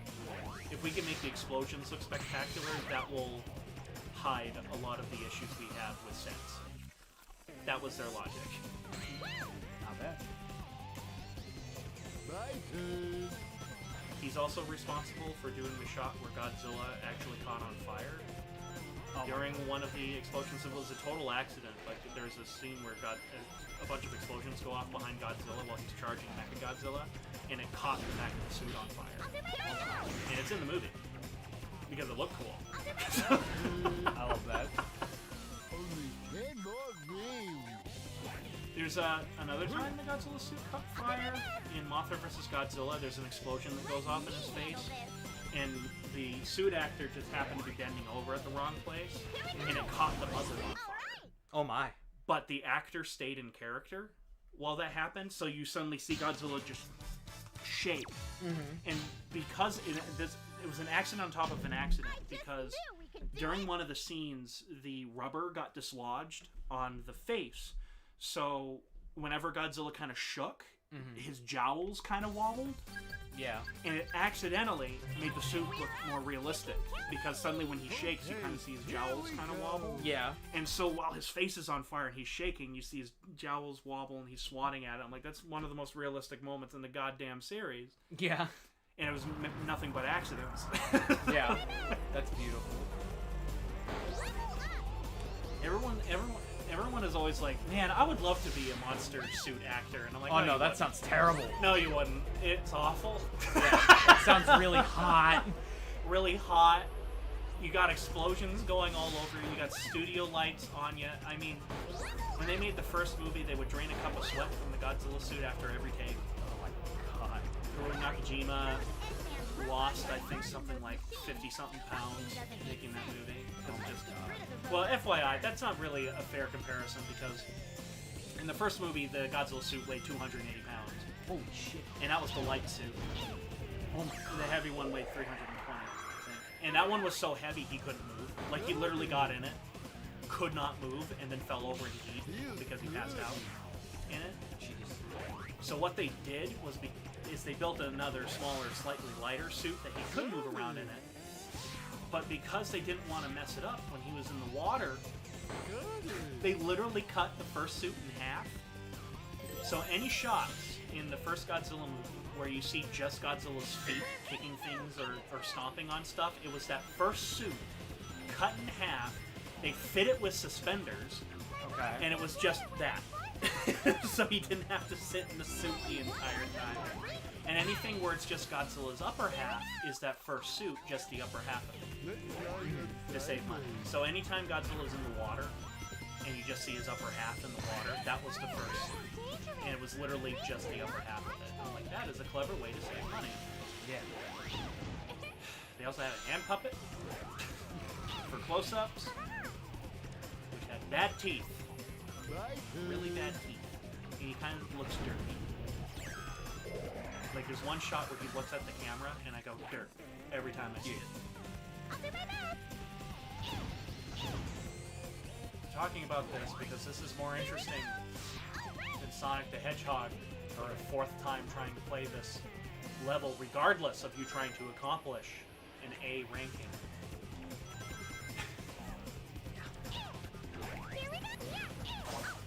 Told you I'd be here till the end. Why don't we go up?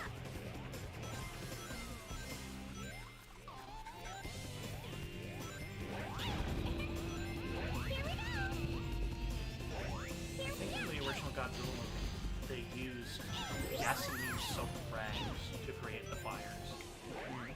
And I'm like, Jesus. Yeah. I'm surprised nobody died. I know the original suit actor who was going to play Godzilla did fall, and I think he broke his hand, and that's why he didn't play Godzilla. Really? I think that's the only case in the film where somebody got hurt. Because they had no idea what the fuck they were doing. That was the first ever big special effects heavy Japanese movie ever. So they had no idea what they were doing. I think I did it. Please. What is that cute little thing? That's, cheese, the chow. Yay! I was literally on the edge of my seat. I was like, it's gonna be a B. Please, please. Are you in the big oof faction, though? I have no issue, okay? I don't understand why people have to fucking pick apart everything Sonic says. What's a big oof? So, in the latest Sonic comic that came out, like, literally yesterday, one of the major things that happened in issue 50 is that Dr. Starline, who is one of the big villains of the comics, is presumably dead. And one of the side characters, Belle, tells Sonic, like, oh yeah, I saw Dr. Starline get crushed by a bunch of rubble. He's gone. She's like, Dr. Starline is no more. And Sonic's exact words in response were, big oof. Which is just kind of like a modern phrase. That's kind of like a hip. Yeah. But people are like, that's fucking stupid, that's dating. And it's like, have you... You mean a Sonic the Hedgehog, something from the 90s? It's like, you mean Sonic? Literally the thing that catches up on all trends ever being dated? Wow. Like, come on, dude. It's literally... For one thing, it's like, it's 2 words in the whole comic series. It's not that big a deal. And they're complaining about it. Yeah, and it's like, it's causing this whole debate, and it's like, are we here? I'll say this. Yeah. Godzilla community ain't that bad. Oh yeah. It ain't that bad. No. The Sonic community, especially lately, has been very vile. Okay. And I hate them all. I hate them all. I hate them all. I hate Kill them all. I hate that they have to debate everything that comes out. Everything. Last time it was, oh, Sonic is just letting his villains go. That's stupid. Now it's, oh, Sonic said big oof when his fucking foe died. It's like, what do you want? What do you want out of this franchise? I don't think they want anything. I think they just want to complain. That's exactly what I think they want. We used to fucking chastise others for complaining about Sonic too much, and now they're doing it. I don't like the Monsterverse very much, but I don't tell people. I really don't complain about it anymore. I had my one video where I ranted about Godzilla King of the Monsters for 3 hours with Lucas and totally destroyed his hopes. I haven't really complained about it since because I don't care. Yeah, that's the thing too. It's like it really. I'll say this too. Yeah. With Godzilla, and I'm pretty sure the same can be said for Sonic. Yeah. It's versatile enough.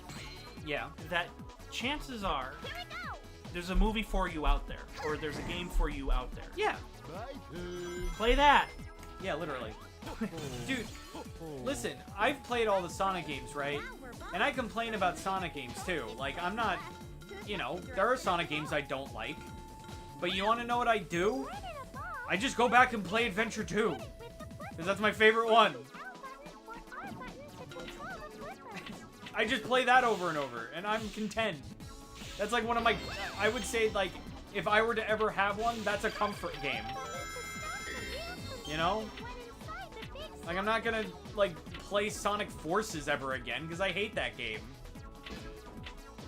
My comfort game? I have not played that. What's up? My comfort game I have not played since high school. It was definitely... I think it was Call of Duty 3. I would love to play that game again.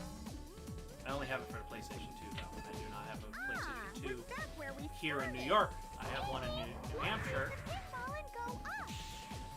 Do they even make memory cards anymore? No, they wouldn't. No. So I'd have to buy a memory card. I don't know where I would be able to buy one. Retro games. We have them in New Hampshire. Well, I don't know about that. I know we have them here. I'd have to order it online. I'd probably have to go on eBay or something. I think people, like, even custom make them now. That makes sense. Because, I mean, it's just a memory card. Yeah. Chances are, you make one. You could custom make it yourself if you know what parts are needed. Yeah. Because I guarantee you they're still made. Oh, yeah. In terms of the hardware inside, not so much the outside. Well, yeah. Like, I got, like, a custom-made, like, 16 megabyte memory card, and literally, I haven't had to use, like, another memory card in years. 16 megabyte or gigabyte? Megabyte. That's small for games? Games used to be mad tiny. Man, I'm not used to this. I'm used to the Mass Effect trilogy being 140 gigabytes. Yeah. Games back in the day used to be fucking kilobytes. Yeah. But yeah, fucking Call of Duty 3, man. That game is so good. And I watched a Let's Play of it not too long ago, and boy howdy do I think that game plays up so well. I even still think it looks great. Oh, I can The imagine. sound is great. And you know what else is great about it? They had... This is going to sound terrible. I do not want this taken out of context. And if you do clip it, I will ask you to take it down. They had swastikas in it. Like, you know, if you watch any of the stuff made PlayStation 3 up, Yeah. they have a cross. Oh yeah, the Iron Cross. They have the Iron Cross instead of what the Nazi symbol should have been. Yeah. And that's because of the internet places in Europe in particular, it's illegal. Yeah. To show the, especially to show in the Germany, symbol. right? Yeah, Germany's big on that. And while I understand the logic from the game point of view, I'm like, you're making a history game? Yeah. Maybe then don't make a World War II game. Make if a you're World War II uncomfortable game. with Or do one in the Pacific. You can do that too. Yeah. But Call of Duty 3 had it. had that, and I think it was in my opinion, it was the last truly historical game, Call of Duty game, because everybody loves World at War. Yeah. I don't, because I think it is so historically inaccurate. It's ridiculous. Not that I'm expecting a crap ton of historical accuracy In a Call of Duty. in a Call of Duty game, but I'm expecting them to get the basics right, Yeah. and they usually did in the PlayStation 2 era. Well, that's before Call of Duty got so, like, you know, Right. mainstreamed, I feel. Yeah. I feel like Call of Duty got mad mainstream once, like, Modern Warfare 2 hit. Yes. Modern Warfare 2 was big, I figured that. which is, by the way, an amazing game. I don't care what anyone says. Yeah. It's become popular to hate on it. Mm-hmm. Compared to Sonic community, Pokemon is basically heaven. Well, comparing anything to the Sonic community would mean heaven. But the Pokemon community is pretty bad sometimes too. Pokemon is something that I have not been able to get into, even as a kid. I tried hard to get into that in Yu-Gi-Oh! I really did, because a lot of my friends were into it. Yeah. And I was sitting there like, this is dumb. I think that's literally what my brain was saying. I'm like, Yeah. Says the guy This who city loves reminds Godzilla, me but of Casino I remember that, and I just could not get into it. That's fair. want- Pokemon, I'm definitely not into as much as a lot of other people are. Like, I just can't. Especially with the games. Like, I just can't. Not to fall off. But, like, with Yu-Gi-Oh! I got into Yu-Gi-Oh! Pretty hard as a kid. I would not recommend getting into it now. It's a mess now. They've added so many fucking rules to the game that it's a different game now, and it's not even fun.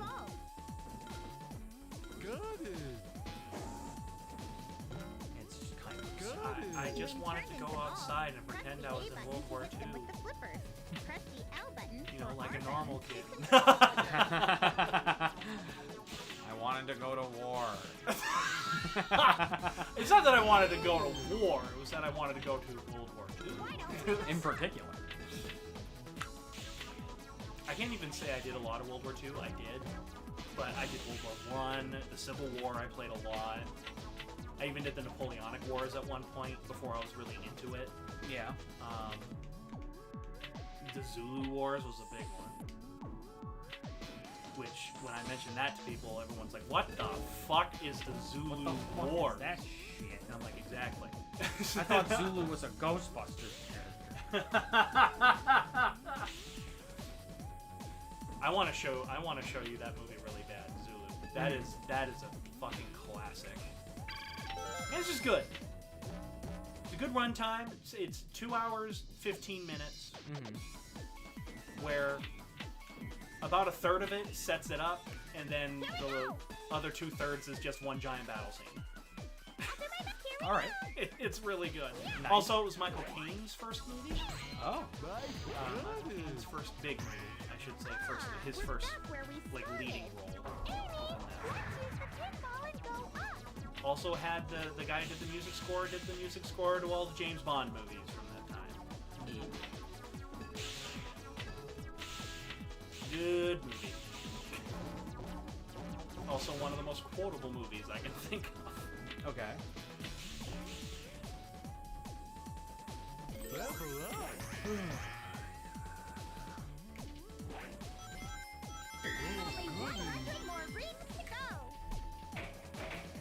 I got into Yu-Gi-Oh! As a little kid. I stopped after XYZ. I stopped even before Synchro.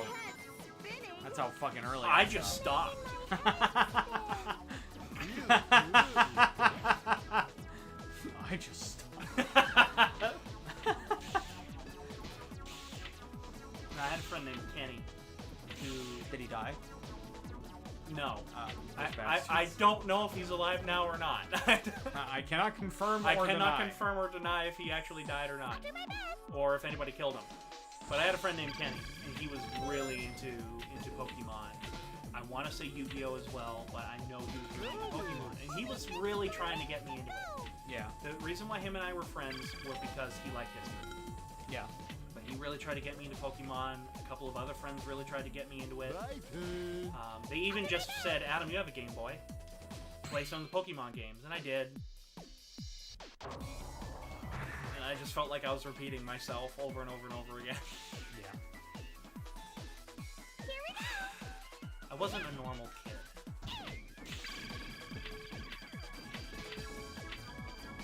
Well, I think I was. I think it was actually pretty normal in the sense that I want to be outside. Yeah. I want to do something. Yeah. Just what I wanted to do wasn't exactly normal. Yeah.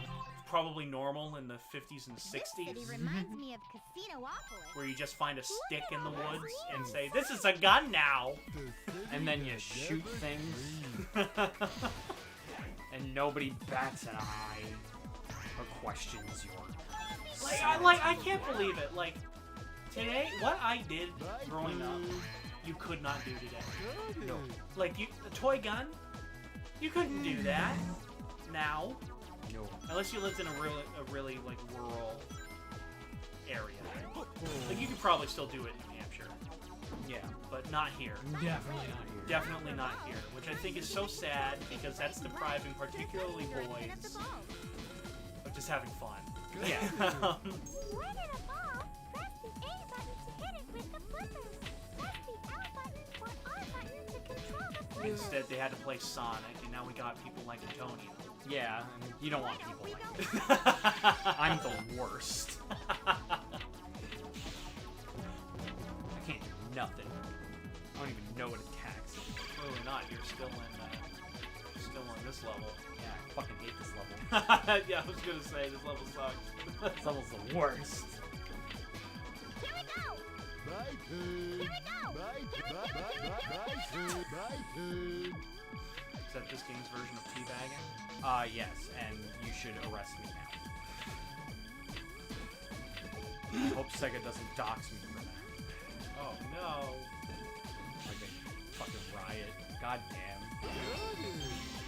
Riot's the company? Yeah. They make League of Legends, Valorant. Yeah. Cancerous games. Yeah, the worst fucking games imaginable. I hate those fucking games so much. I don't hate the games. I hate the people that play it. Well, yeah. Well, I also just... I really don't play it. Even before I hit the community. Well, here's the thing. I used to not respect League very much until I started playing, ironically, War of Rights. I know completely different style of games, but in terms of like there being, in terms of them being like, okay, we're going to make a team. We're going to play every week. Yeah. We're going to compete and kind of have tournaments and stuff like that. And it took me playing War of Rights to be like, I kind of get it now. Yeah, I get it now. Feels good. Yeah. Again, completely different kind of games, But, like, same idea. yeah. One is a first-person shooter Civil War game, which sounds like it's the most boring thing in the world. I assure you, it is not. It is insane. Please, I assure you, I'm not crazy. I love this game. No, just go fucking watch some of my some of the tournaments I recorded. They are crazy. But yeah, freaking like Jim Frasca, he always makes fun of me because he's like, it takes you like an hour and a half to reload your gun, and I'm like, that's why it gets insane sometimes. Well, yeah. Because suddenly you shoot your shot off and you still got 20 Confederates charging you. Ah, fuck. Yeah. All I've got now is a bayonet. It's called Strategy, Jimothy. Well, he's probably the worst gamer I've ever met. Listen, I've seen Jim play games.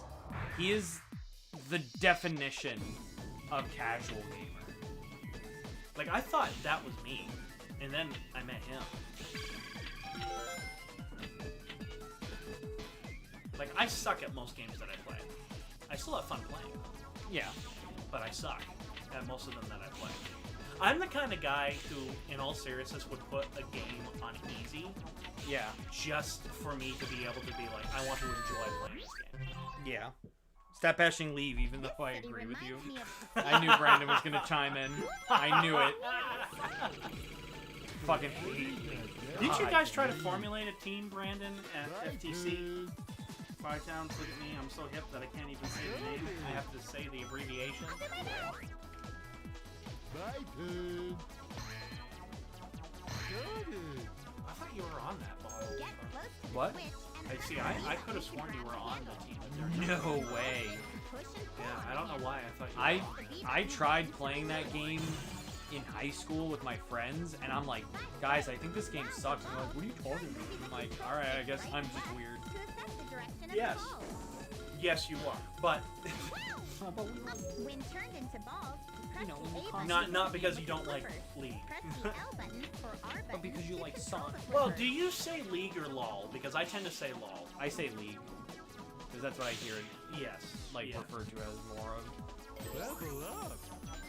I think my friends back in New Hampshire call it LOL just because that's funny. Yeah.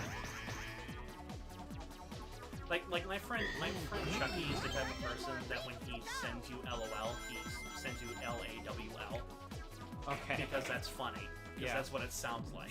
Yeah. Now, LOL. My head Both LOL or League work. is making my head. I don't care what the community says. Feels good. What was that? The community says can suck my nuts. No, Brandon was saying like, oh, either one works, like for Oh. abbreviating it. I'm like, I don't care what the community thinks. The community is a bunch of fucking sissy babies. I don't care. Yeah, what they think. they're a bunch of feminine men who like getting their asses rammed by giant big daddy cock. Are you talking about you? Sonic. Yeah, you know what? Sure. Do you play Adam? Do you play League? Adam, do you play League? No, I'm the big daddy cock. Oh! I fuck the people that play League. Oh my god. Quite literally, that was my hookup. 3 days ago. Super duper happy. He plays League. Who does he main?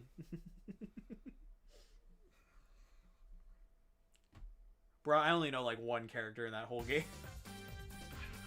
I don't know any. You want to know what my other problem with League is? The barrier to entry is so high because there are, I'm not kidding, like hundreds of playable characters that are all different. You see, I thought that was the attraction of it, was you could really kind of... Yeah, pick- but like how can you go through that many characters and figure out which one you like? You know what I mean? Yes. Yeah, that's the thing, is you guess. Yeah, 156 playable characters that all work differently from each other. I thought you could customize your character. No, they're like preset champions. Okay. I thought you could customize it. All right. But it's like, how do I get into this game when I have 156 options and I have no idea what each one is like? It's intimidating. I have a hot take. Okay. And I know you're probably not going to want to play something while I say this. Okay. I We're up. do not like whatsoever. Okay, here we go. They have a preset. Smash Bros. That's okay. That's fine. I do not like that game. I don't love it as much as a lot of people do. Because they used to play it all the time at school. Yeah. And one, I was terrible at it. Admittedly, I was terrible at it because I couldn't keep track of my character. Yeah. I'm like decent at Smash Bros. Like I wouldn't say I'm good, but I can win, you know? But like I don't know, I don't care that much about it like most people do. Like so many people Oh, are yeah. so competitive, like so passionately A lot of my competitive. friends when they played it, they get super into it. And Yeah. I'm like, oh my god. I'm like, listen, Smash is good, man. Look, I love I don't even think- Napoleon, but jeez. Oh my god, I'd play the fuck out. Hear me out. I'm pitching a game. Are you Smash Bros, but with with historical yes, figures. Yes. My turn. What's funny is 100% I would play the fuck out of that game. What's funny is, an idea for a game that Jess's brother had was like a Street Fighter type fighting game, the Presidents of the United States, I'd play the fuck out of that too. and you just add a new character every 4 years. Yep. Or 4 to 8 years. Yeah. Yeah, sign me the fuck up for that. Oh, I would play I that want to part. play as Herbert Hoover. I want to play as McKinley. I want to play as the most... You know what? I'll play the New Hampshire president. Pierce. Franklin Pierce. What the hell did he do? I don't know, but he's really good at this game. But he's S tier. What bingo? You just have to light a road using the numbers. Are you ready? Why is Franklin Pierce God tier in this game? I don't know. That's funny to me. That is funny to me. Like, if they made Herbert Hoover the president before Franklin Delano Roosevelt, Yeah. God tier, The canonically suckiest president. that would be That would be amazing. funny. FDR. And like if you could play as Trump, what he does is he shoots Pepe figures at you. Oh my god. What he can do is he can act. His power is that he can summon 4chan. He can summon memes. Yeah. That's funny, and they have to be historically correct memes. Like Yeah. they have to be from From that 2014 time, to 2016 range. That would be so That would be legendary. funny. That would be so funny. Listen, say what you... George Washington can spit some of his wooden teeth at you. Yeah. If he needed to. Hell yeah. Or use the powder from his wig to like mask his movements. Oh my god. That's amazing. Lincoln has the power of being able to step over people to dodge attacks because he's freakishly tall. I want to say there should be a gun under his hat, which would be kind of funny because he got shot in the back of the head while wearing a hat. What? I like Obama's final smash is the Chaos Emeralds. Is it a fucking meme? Oh yes, I have obtained Joe Biden's is a cane. No, it's all the kids that play with his leg hair in the pool. Here we go. Have you not heard that? No. Oh my god. There's like hold on. Hear me out. What the fuck? There's a speech that Joe Biden gave before he was president. What the fuck? He might have been vice president at the time. I'm not sure. Where he just gets into this little... What the fuck? I'm not kidding! He literally is just like... He's like, oh yeah, like kids love me, like, they'll start playing with my leg hair in the swimming pool. And it's like, Joe, what? Hold on. Joe! Oh, you can just say Joe. There's something about that name where you just go, Joe, what are you doing? Joe. It's just so many times it's where similar, like... it's similar to Jimmy or Timmy. Like, you can Yeah. just insert that. John. Yeah. That made me aware when I was in law school. Proudly for Holloway. When? Proudly for your dad. First African American state senator in the state of Delaware. Everything about. And by the way, you know, I sit on the stand and it get hot. I got hairy legs that turn blonde in the sun. And the kid used to come up and reach into the pool and rub my leg down so it was straight, and then watch the hair come back up again.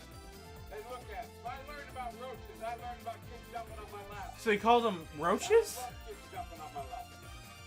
And I tell you what, the men, and now all men, the guys I work with down here, and they're all guys from time. They're all good men. This is our president, everybody. Christ! Oh man. If you need any confirmation that politics is a joke, right there. Yeah, we went from an orange Oompa Loompa to a guy who literally can't say a single sentence before fucking up, and he can't even climb a flight of stairs without falling. A part of me is like, what the fuck happened to this country? Another part of me is like, I love it. I love this. I love it. I love how mad the world has gotten. Oh shit. I didn't realize that was the thing. Thank you so much for showing me that. And I usually keep up on Bidenisms. Oh yeah. Oh, that's an old one. Holy shit. That's an oldie but a goodie. That's one I'll never forget. Wow. You know, my leg hair turns blonde in the sun. The kids are reaching in the swimming pool and playing with rubbing my leg hair. What? Oh my god. If we do President Smash Bros. Yeah. If we play as William Harding, he drags you into a closet and has sex with you. Oh my god. That's William Harding, hands down. Harding Hands is right. fucking down. Oh no, he was like the biggest Playboy president. Oh my god. Holy shit. What that man did. He had a language, Antonio. Okay. He had a language for his mistresses. Okay. Where he would put it down on a note, and he'd be like, it was a code. He'd be like, I'm going to a baseball game. That meant he was sleeping with Susie, whoever, in this area at this time.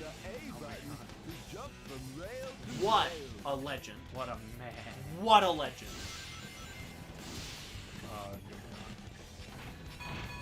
You like playing the trombone?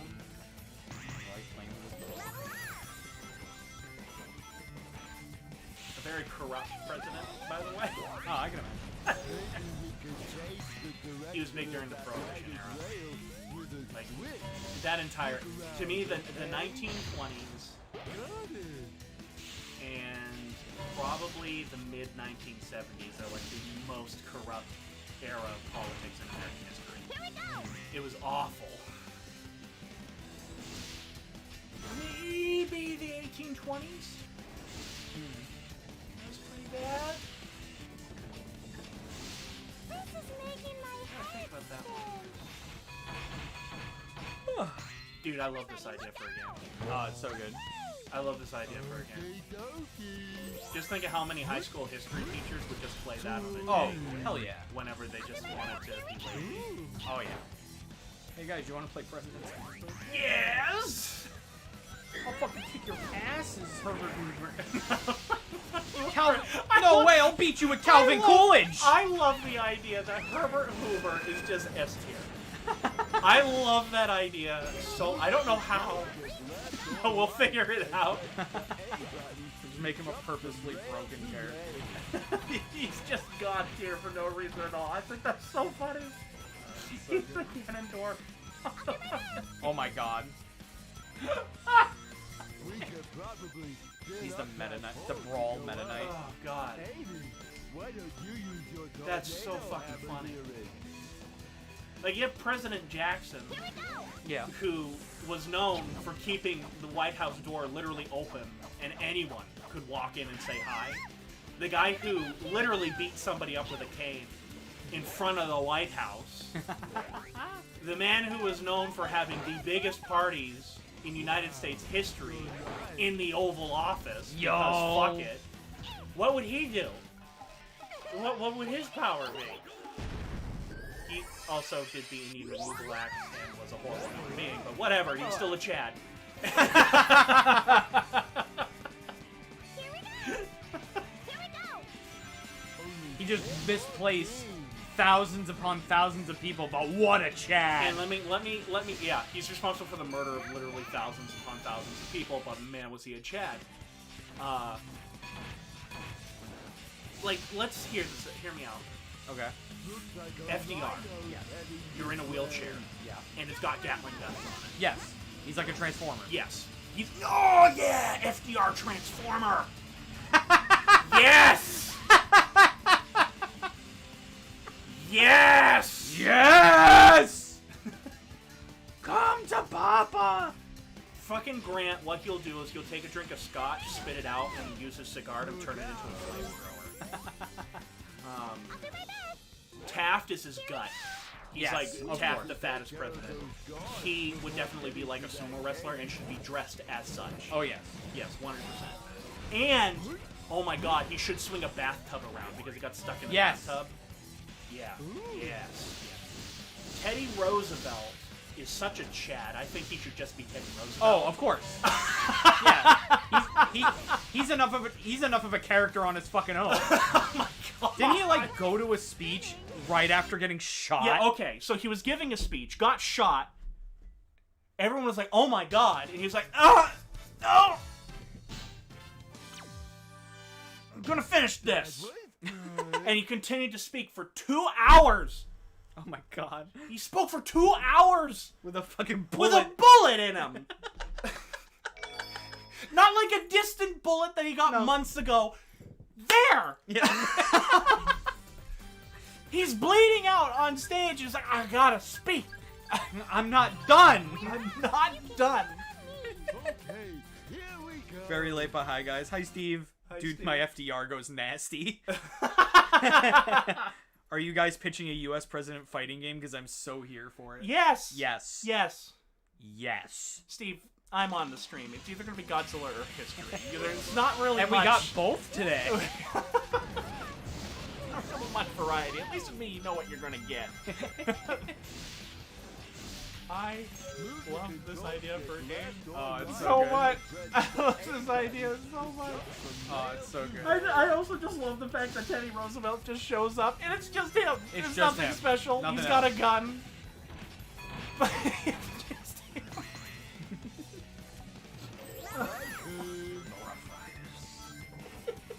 They should all have slogans too. Oh my god, yeah. Yeah, like Yeah, that's like it'll be like Street Fighter where everybody has like a victory quote. a victory quote. 100%. Yeah. What should Nixon's be?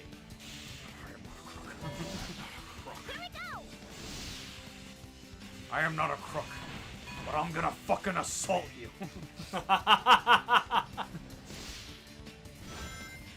I think Nixon's should be water power because of Watergate. Yes. It should be have something to do with water, and it needs to be. It just needs to be like he needs to be like a waterbender, Yes. and don't explain it further than that. Yeah. Just because of Watergate. Yeah. Naturally. Oh my God! Fucking Jimmy Carter. He just throws peanuts at you because he was a peanut farmer. He just throws peanuts at you. Oh, that's amazing. Ronald Reagan should just have the biggest ray gun. It's just a huge, and I mean huge, like laser gun. Because Ronald Reagan. Yeah. Or a nuke. He could have a nuke. That's fine. Shouldn't that be Eisenhower? Eisenhower wasn't the nuke guy. Oh, he wasn't? Eisenhower was. Oh not no, the nuke guy. Truman? Truman did do the atomic bombs on Japan. Yes, he did. Yeah. That's what I was thinking of. Was Truman. Harry S. Truman, where the Harry S Ass- stands. Harry Where Ass the Truman. S literally stands for nothing. Up that pole to go up. Hey, what are you Because I have using no- tornado hammers in? Literally nothing. It's not his real middle name. He just did that because presidents usually have middle initials. Shit.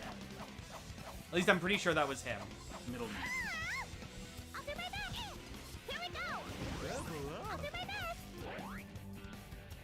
Well, this is the Truman Little Lighthouse.org, so it's Truman's official website. Okay. You're right. His parents gave him the middle initial S to honor and please his grandfather. Anderson Ship Truman, Solomon Young, another 3S did not stand for it. Wow, Yeah. I didn't know that. Here we go. A history fact that I knew and you didn't. I didn't know that. That's cool. That's funny. I like it. I'm pretty sure I read that on a Snapple tab. I think FDR should have an ability where he summons his wife. Okay. And she just slaps you Oh my god. and just leaves. Looks like a rock That's it. Beautiful. That's it. She just walks up, slap, and just goes away. Oh, what's another one? John Adams. The first one, not John Quincy. Yeah, no, not John Q. We're talking about JK, JQ. There should be a special cutscene of him and Thomas Jefferson die Oh my at the God! same time. George Washington's name should be MFG Wash, motherfucking George Washington. MFG Wash. That's his alternate costume. Yeah. It's like Ryu and Evil Ryu.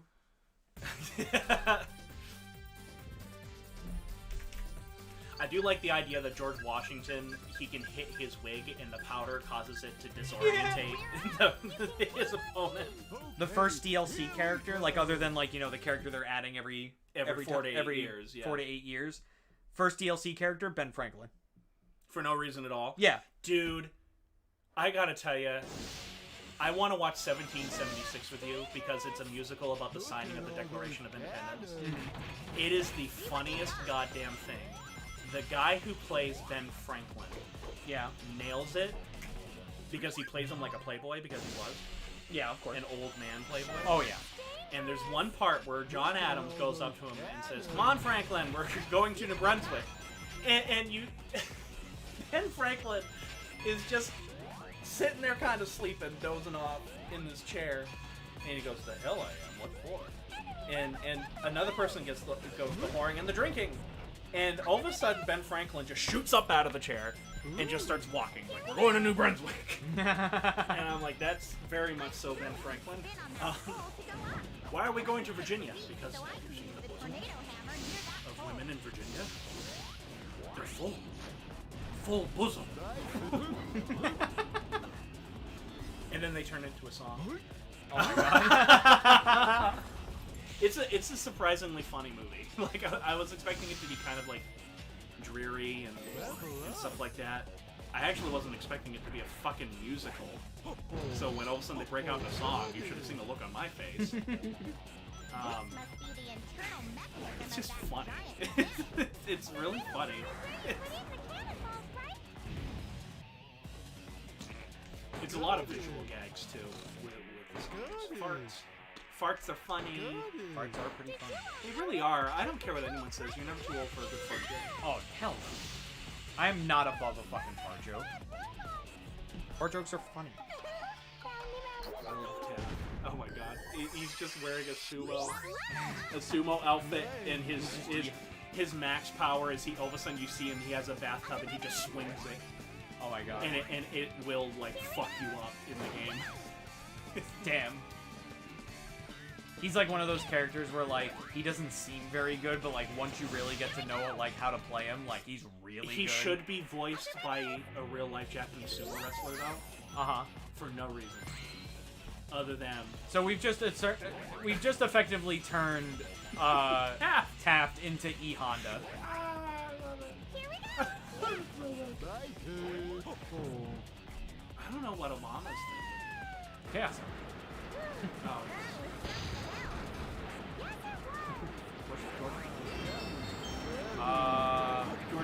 George W. Bush, not H.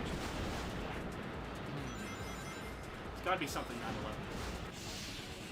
There's gotta be something. Can we get that in a clip?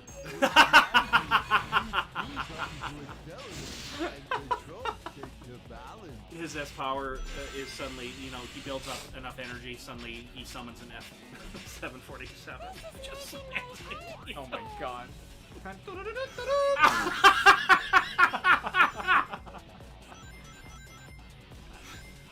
I don't see anything going wrong with this game. No, I don't see it offending anyone. No, absolutely not. No, what could go wrong?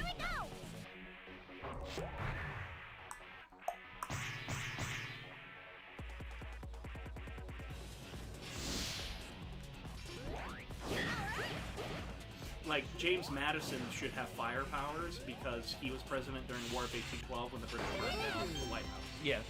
So he should be able to control fire. Okay, that makes sense. I love Nixon's being water. He's just a water bender because of Watergate. Because of Watergate. That's it. Yeah. Nothing else. Look at all those cannons. What JFK? I suppose you could make it where he seduces you. Yeah.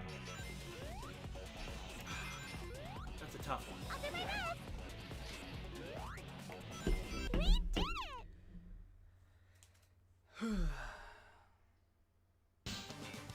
And like LBJ. Yeah. What the fuck? No, LBJ's is a good one. Mm-hmm. Because he used to drive this car, and he would specifically put people in the car to make them uncomfortable, and he would drive at like 90 to 100 miles per hour in like back roads. Oh my god. And like there's one time where he drove straight into a fucking bog or like a lake. He just didn't care. Okay. Like, I think LBJ was a legit psychopath. But I think that should be some of it. He summons a car and it could run you over. And I think the other one should be he just makes you feel very uncomfortable because he'll suddenly get right in your face. Like, if you let LBJ... Think about this. If you let LBJ's character in-game get too close to you, it'll become uncomfortable. And it will cause your character to go kind of crazy. Have you seen it, the LBJ treatment? It's hysterical. Oh my god. There's tons of pictures of it. LBJ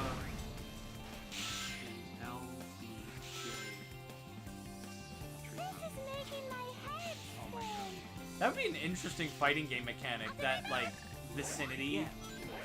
know if you can, but he would do that to people. Oh Just get my God. right in their Right in their face. face. Because he was this big guy. Yeah. Like, he was, like, my height. And he would just get right in your face and, like, make sure that you would kind of have to be pushed back. He was known for taking shits with the doors open so he could continue talking to his staff members out in the Oval Office. This guy was a legit psychopath. I love that idea, though. That's his thing, is it just makes you feel very uncomfortable. That's really good. And an interesting game mechanic. Fucking Clinton's could be that he tries to stick you with a cigar. Just try to fuck you. I don't know. He summons Epstein. Oh my, how spicy. No, that's too much. I think LBJ should be the only one that really summons anybody else other than him. Not LBJ, sorry. FDR. And it needs to be his wife just slapping you once. And then she just walks away. Yeah. No, we could do Martha Washington, too. She could have a musket. What about Laura Bush? Did she kill a guy? Boring. No, she didn't. I don't know a lot of stories about her doing it. Laura Bush, I didn't think killed anybody. I know Dick Cheney almost did. Yeah. Oh my God. The vice presidents are the assist characters. One. Yeah, but then there'd be some repeats, right? Not that that would No. I just... Because some of them, I'm like, it should be their wife. Like, Yeah. their wife was just as much... Well, I'm not saying, like, well, the wife can come in for, like, a movie. Like, look at Ronnie Reagan. Ronald Reagan's wife, Nancy Reagan, was a tyrant. She ran the White House. Like, you had to get her approval before you saw Ronald Reagan. Okay. And if she didn't like you, you didn't go to the White House. Oh my. Like, she was insane to the point that the mayor of New York, not the mayor of New York, who was the chief of police or something like that, he was very famous for saying, you know, if I pick up this phone right now and dial the White House, do you know who will pick up the phone? And the guy said, the president? He said, no, better, his wife. And I'm like, that was a big deal. So you could do something with Nancy Reagan. Yeah. You have to get through her barrier before you get to Ronnie. Can fight Ronnie. He's just an incredibly weak defense, but like good special defense, I guess. Well, no, I was gonna say you have to get through. He should be like a boss. Yeah. Because it's like you got to get through his wife. When you get through his wife, suddenly you got to deal with Ronald Reagan chucking nukes at you. Holy shit. Yeah.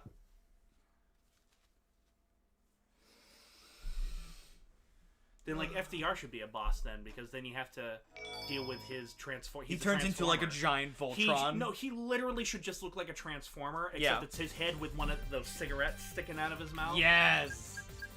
Like, out of nowhere, his wheelchair, which should look just like his real wheelchair, just with Gatling guns on the side of it. Yeah. Should suddenly just start transforming.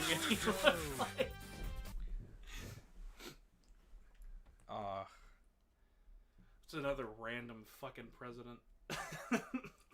James K. Polk. Oh, he was the Mexican-American War. The only reason I know his name is because of That's Declassified. That's it. I'm not sure where Polk would be, because he was only a one-term president. Got us into the Mexican-American War. That didn't go over very well in terms of popularity. Yeah. He won it. It didn't go over very well with people. I don't know. I'd have to do research on that one. Why don't we go up? Here we go! Got it. Here we go!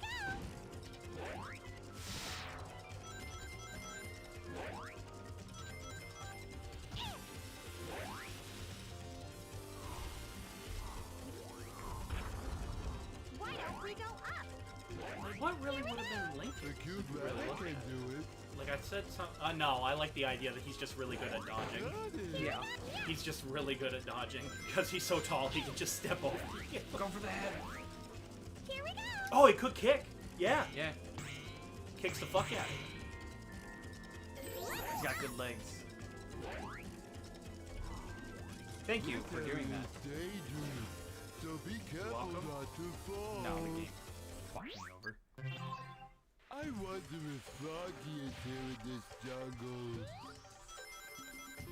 So now we talked about that for an hour. Okay, dokie. Here we go. There's a frog over there.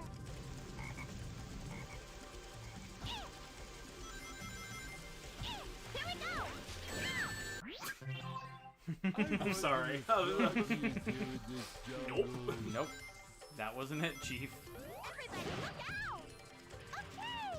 Later. Okay, dokie. Here we go. There's a frog over there.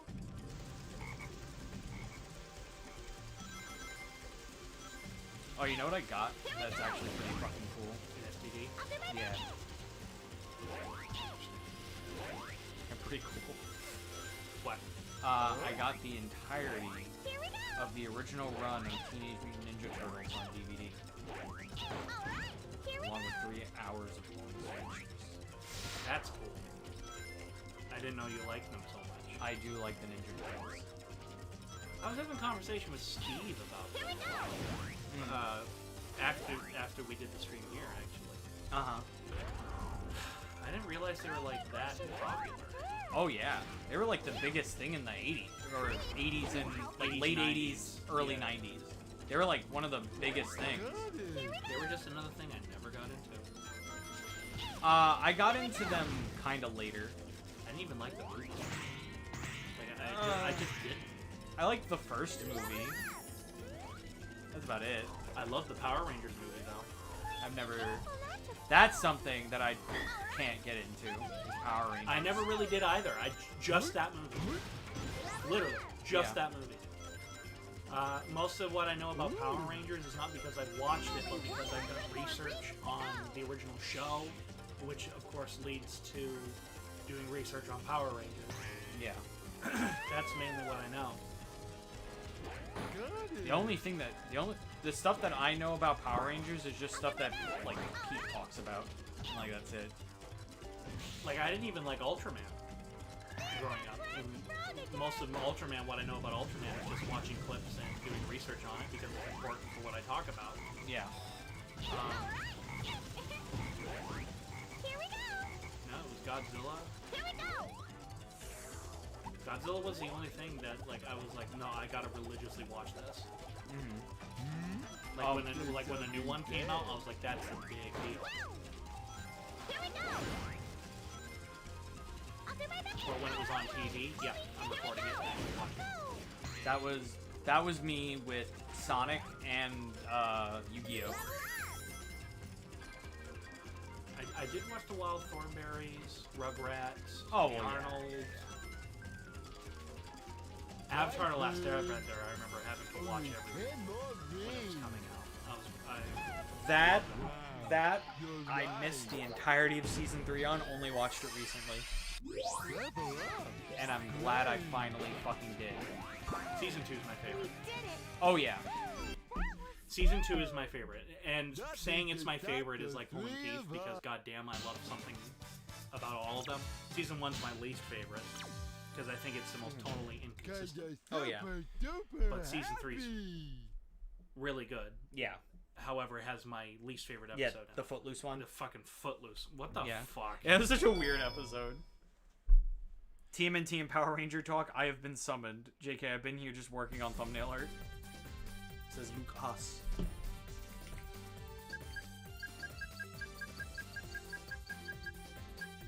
Trying to think of another dad joke. We're up. You can count on me. Okay, here we go.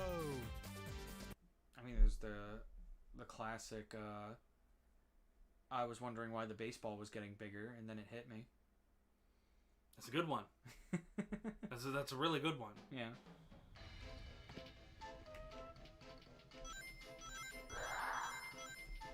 I'll do my best. What's that? I've been spending the summer child-proofing my house.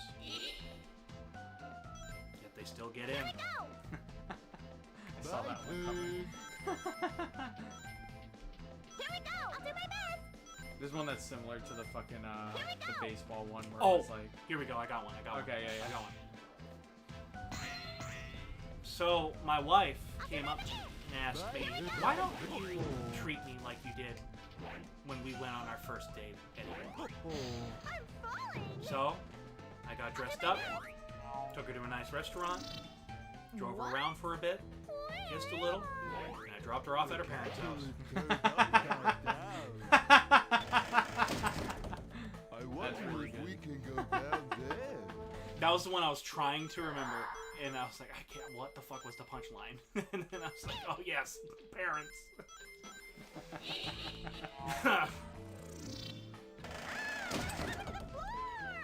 There's one where it's like, I was trying to remember where I threw the boomerang and then it came back to me. Oh, that's classic. See that Yeah, feeling, Yeah, bro? that's classic. He's like a magician and becomes very ferocious when I flip him upside down with tomato hammer. Dad jokes are amazing. Oh, I Anybody who love them. disagrees, I is love wrong.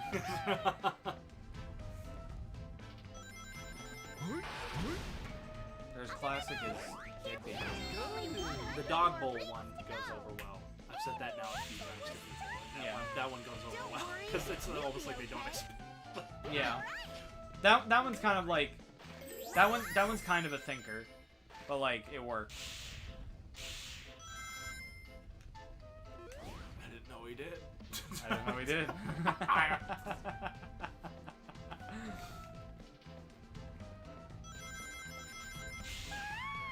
You guys just hit a wall.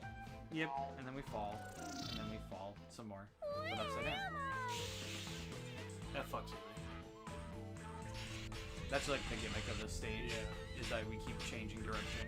And what's cool is that they change the song every time. Oh, I didn't notice that. Yeah, it changes the song like between two songs. What's that? Everybody's scared and Big's just confused.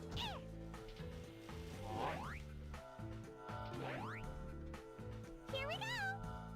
Alright!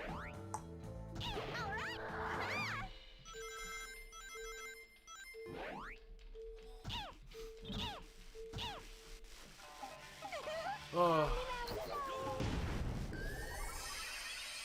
Level up. Got it. Please? Oh. Okay. Alright. What does baby corn say to the mama corn? Where's popcorn? Yeah, I saw that one coming. Oh god, that one hurt. I've never heard that one, to be fair, but I saw that coming a mile away. Where's popcorn? Where's popcorn? Oh,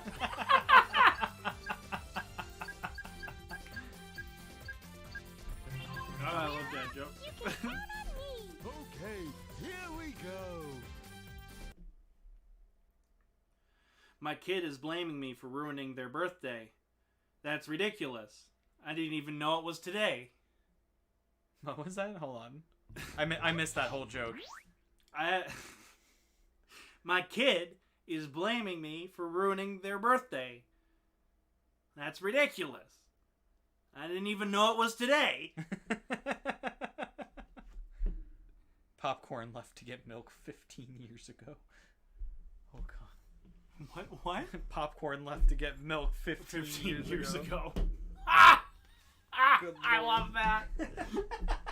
That should be the punchline. Oh my god, it's just like... It just continues on as a lore. I know you know this one. Okay.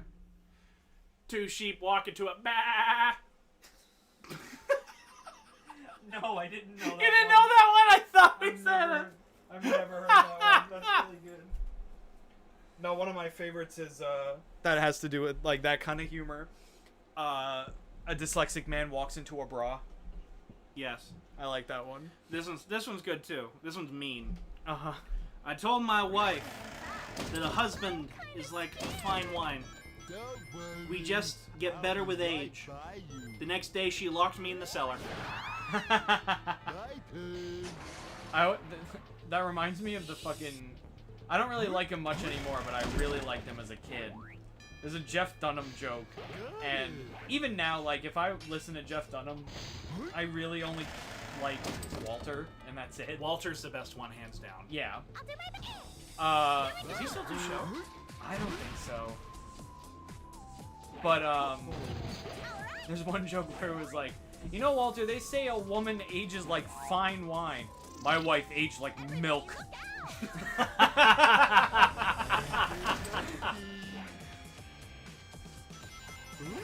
Well, yeah, Walter's like the worst human being. Oh, he's just an asshole. It's like when I watch the Muppets and those two old guys. Oh my god, I love them. I love them so much. I think they're my favorite Muppets. I think it was on Muppets Wizard of Oz, where it's like they're trying to cross like a bridge, and those two old guys are there. They're like, "Don't do it, or you're gonna fall." Yeah. I just love how much of a fucking asshole they are. They're assholes. I love them. I also love the Muppets Treasure Island just because fucking Tim Curry. Oh, of course. Chews. I don't even think he chews it. Like, he literally just steals every frame he's on. Oh no, you guys fell into an oblivion. My god. Okay, we're finally inside. I'm kind of scared. Don't worry, I'll be right by you. You know, after playing the same round 8,000 times regardless of you having to restart, I can officially say that this game is very repetitive. Yes. Yes, it is.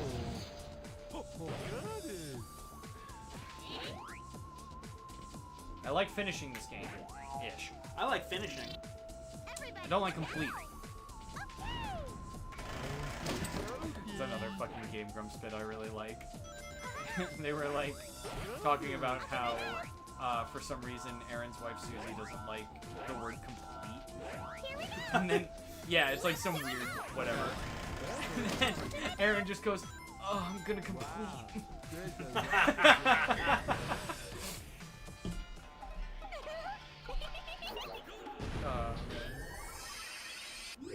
Nah, if I'm watching Let's Plays, I'm usually watching the Beer Bros. Or Markiplier. Those are usually the two that I go. Markiplier has some good Let's Play. His last of us Let's Play was really good. I didn't watch it. It was very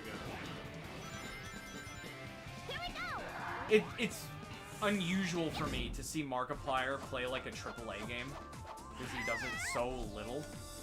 He did for the last of us. Yeah, he did it for Doom Eternal, but there was a reason for that. Because in Doom Eternal, they put Mark's dad's name in it. That's oddly specific. It's because they played Doom a lot together. Oh, really? So they id Software reached out and was like, "Hey, we want to like commemorate your dad in the game because we heard that you guys used to play it a lot." So there's like a book in that game that's like how to fix your mustache, and it's by whatever Mark's dad's name is. And he found it? Yeah, he found it in the game. What was his reaction to it? Oh, he was like, "Oh, I kind of like knew about this, but like I haven't seen it yet." He's like, "Wow, this is really nice." It is really nice. It's really touching. Yeah. id Software is fucking cool. I don't care what anybody says. Here we go. Got it. Here we go. Uh-oh.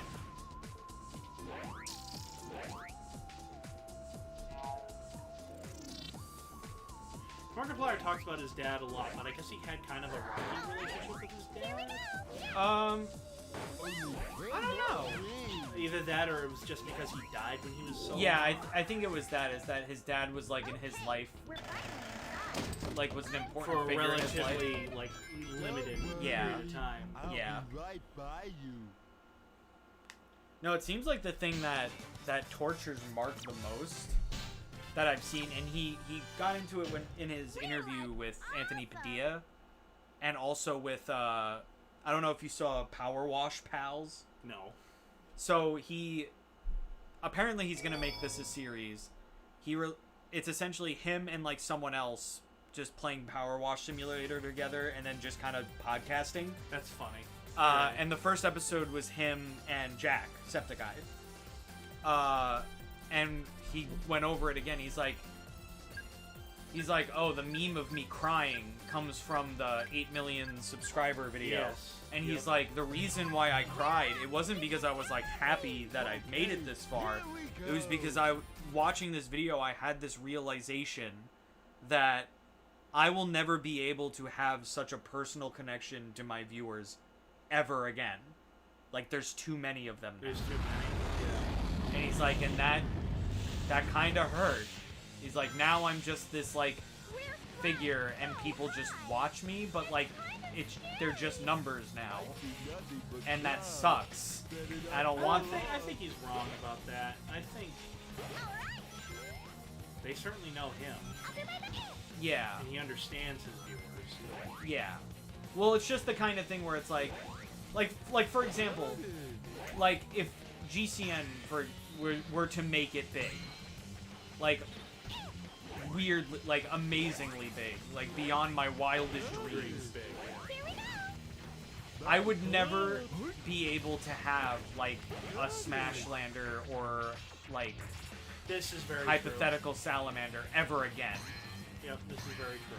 Like, that era is now because we're small. But, like, if all of a sudden 8 million people start watching us, you know, I'm not going to be able to have 8 million viewers like them, where I know them and, like, they're regulars and I just died and...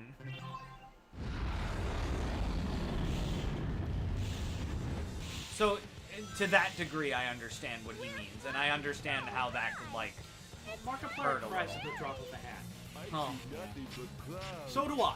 But, I mean, yeah, me too.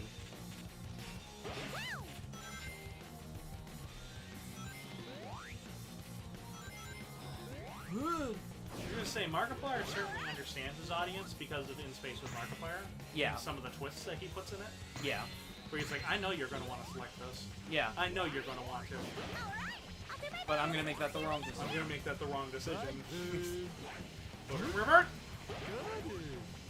No reverse card. I had so much fun playing that. And yes, I did say playing that. Well, it is a game. Yeah.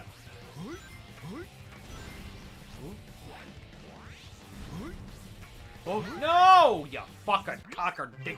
What can Markiplier do after In Space with Markiplier? What the fuck can he do? How Like, can what do he you- top that? I mean, to be fair, I kind of thought the same thing about Heist. No, I never had that. I really liked Heist. I do too. But I was I like, even- you I can do even- better. I even said that with Unasanas. The reason why I said he could do better than Heist is because Heist, when you pick the wrong choice, it just ended. Well, yeah. And I'm like, here's how you can make it better, no matter what you do with it, Yeah. is make it so it keeps going. Yeah. And that's exactly what he did on In Space. Yeah, it's like you'll never know you're on the bad route. Yeah. Until It's too late. Yeah. I'll do my best. Here we go. I still think my first playthrough was my favorite, though. Even though I got the bad ending on part 1. It was 100% the decisions I would have made in that situation. Because I was playing it as such. Yeah. The only time I broke character was when it was proper in reverse. And my logic behind it, even I approached that logically, was I was like, that is so fucking ridiculous.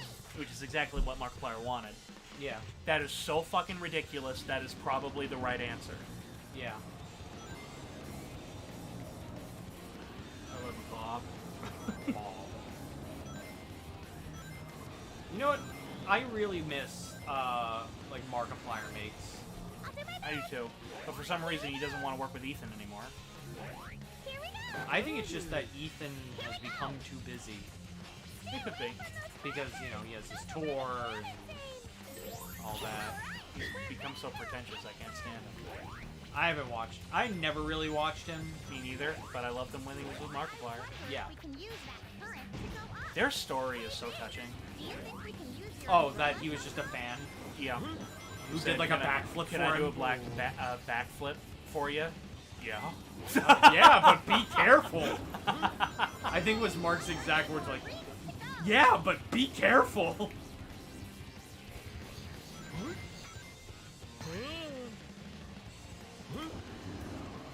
And then, like, they just became friends after that. Yep. Yeah, Ethan was his editor. Yeah. One of his editors. I'm gonna eat my own ass. I fucking... Eat my own ass. Yeah, it was like Ethan and his, like, I guess now ex. Yes. I see No, I Why think is they're that dating again. They're dating again. Are they? Yeah. Oh, I know this because I follow him on Instagram. That's the only reason why I know. I did not subscribe to his YouTube channel because I just don't like his style. Yeah. I did, and I don't know why. The only reason To be why I honest. followed him on Instagram is because before he got really pretentious, I thought he was kind of cute. That's fair. Alright, I'll do my best. Here we go. my turn. Was he annoying? Oh yeah. Got it. Hunter is honest. My God, did he annoy me sometimes? Here we go. I love the chaos. Turn. Oh, I do too. Don't get me wrong.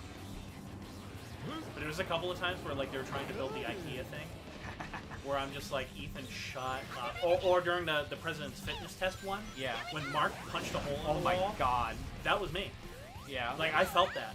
I'm like, oh my god. I felt that. I would have done the same damn thing. I just love the framing of the next shot after he punches a hole in the wall where he goes, "I'm sorry, I lost my temper," and the camera slowly like leans over to reveal there's this giant hole in the Yeah. wall. FYI, I've totally punched a hole in the wall before and blamed it on the dog, and my parents believed it. I hope they're not watching. That circle marked by your Whatever. feet means that you're in danger. Specifically, what I said was I punched a hole in the wall.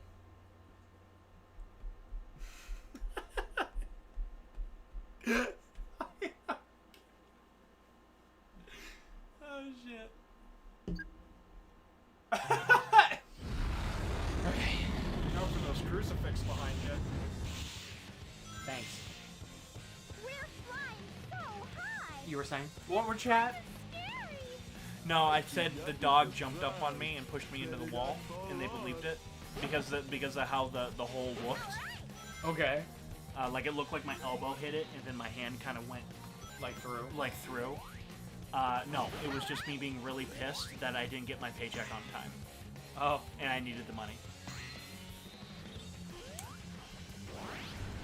There's my reveal of the day. I'll do my best. Here we go. My I admit it. turn.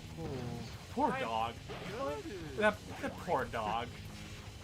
You hear blaming farts on the dog, but holes. My turn. There was one time I literally had to do my dog ate my homework, and I meant it. Damn. Because that dog was angry that we weren't playing with him, and he got a hold of my homework and he ate it. Damn. He shredded it. Did the teacher believe you? Yes. Granted, I knew the teacher. The teacher knew we had a new dog. Yeah. Jesus. Buddy. It's weird that that's, like, the stereotype for, like, bad excuses. Like, why that? Why? Circle marked by I your can feet think of a lot worse excuses. Like, to me, I was like, especially if you have a new dog or a puppy, Yeah. I can see it happening. Yeah. Well, it's also just weird because, like, who gave that excuse? And, like, Fucking cat. yeah. Who gave that excuse? And who made it so famous? Let me look it up. All right. Fair enough.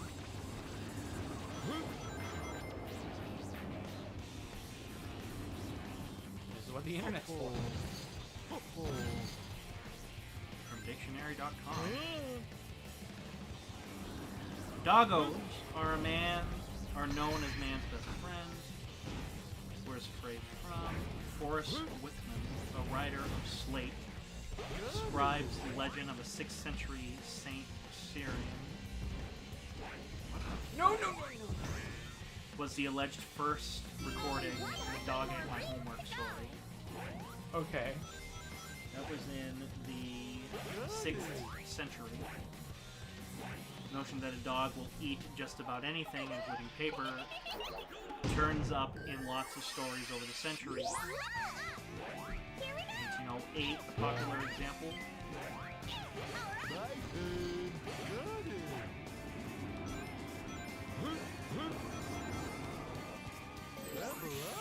That was boring. What? The origins of a dog. It's eating just my that? homework. Yeah, it's just that, and there's a bunch of other examples of the dog eating your homework throughout the 17 and 1800s. Alright. And it just stuck. I'll do my best. Here we go. Sure. Everyone, here we go. 50 more rings to go. But like, if a kid came up to Nope. me and said, Adam, Here we go. or Mr. Noyce, or whatever, my dog ate my homework, I'd half believe him. I'm like, did you get a puppy? Or is he a new dog? Yeah. Yeah. Okay. You're excused. Did you get a kitten? And I hear that my cat shredded my homework. I believe it. The thing is, you can't really say that anymore because everything's so electronic. Well, yeah. So you can't use it as an excuse anymore. I can't eat my computer. I think we were seriously like the last generation that had to do like homework, where Yeah. it was paper. Well, cause like I hear people trying to figure out like how to cheat on like a laptop, and I'm like, That's easy. well, yeah, but I'm also like, you're doing schoolwork on a laptop? On a laptop, yeah. I'm like, oh my god, I wish. Well, there are people, when I was in high school here, or when I was in high school in New Hampshire, I was talking to an old friend of mine. He's the one that actually brought me up here. Okay. He said, yeah, we all have tablets. Small tablets. They're garbage, but they're tablets. And I'm like, we have none of that. None of that where I was. Here we are. I literally thought that said 200 Ringos. Ringos. Gotta get yourself some 200 Ringos. And I was like, wow, what an obscure reference to a 1970s spaghetti western. I was thinking of the Beatles. Yeah. Wasn't that also the name of the armadillo that Johnny Depp played? Rango. Rango. Also, it was a chameleon. Was it not? Which was nothing but a giant homage to spaghetti westerns. And it's a great movie. I think it's a remake of Ringo. My Name is Ringo. Or The Return of Ringo. I think The Return of Ringo is the sequel, judging by the title. But it's spaghetti western, so there's a good chance that he's probably dead. And now he's returned to get his revenge. Which is literally every fucking spaghetti western I've ever seen. Just about. Of course. Is something bad happened to him at the beginning, and now he needs his revenge. Here we go. Now, you have no idea how many shitty Italian-made westerns I've sat through, where that's the story. Is that why they're called spaghetti westerns? Because they're Italian. Oh my god, I Yeah. never knew that. Here we go. I can't tell if you're being sarcastic or not. No, I literally never knew that. Yeah. Yeah, they're called spaghetti westerns because they were made by Italians and Spaniards. And shot in either Italy or Spain. Usually Spain. But they were Italian made. Like, you also got macaroni war films, which are war films made in Italy. And they're called macaroni war films. That's so good. You want to know another country that made a fuck ton of westerns? East Germany. And during the Cold War. East Germany made a shit ton of westerns. Bro, that's scary to think about. What? Which thing? Oh, I thought we're Spaghetti the westerns? maybe that we're the last generation to use paper For homework? school. Probably. I think we are. And we And never would have COVID, thought. if you COVID has completely killed it. Oh yeah, That officially, to me, that is the death of paper. yeah. That cannon is trying to hurt us. Could I hurt this bad? I can't believe you didn't know that about spaghetti westerns. Like, that's Yeah. Yeah, no idea. Like you know the Dollars trilogy with Clint Eastwood, Fistful of Dollars, for Yeah. More the Good, the Bad, and the Ugly. Those are spaghetti westerns. Yeah. I didn't know they were made by Italians. Yep. Sergio Leone, Sergio Corbucci. There's a third Sergio Salima. Sergio Salima. The three Sergios. They are known as the best spaghetti western makers. Leone is objectively the best. I love Corbucci. I almost Salima lost is my my shit. least favorite. Yeah, it was that. Oh, I got excited. I can talk spaghetti western. I can also talk Italian horror trash. That's fine. I still love that when I had you and Steve on my live stream and you just started narrating everything that I did. Did I do that? Yeah, and you were like, why am I going to talk about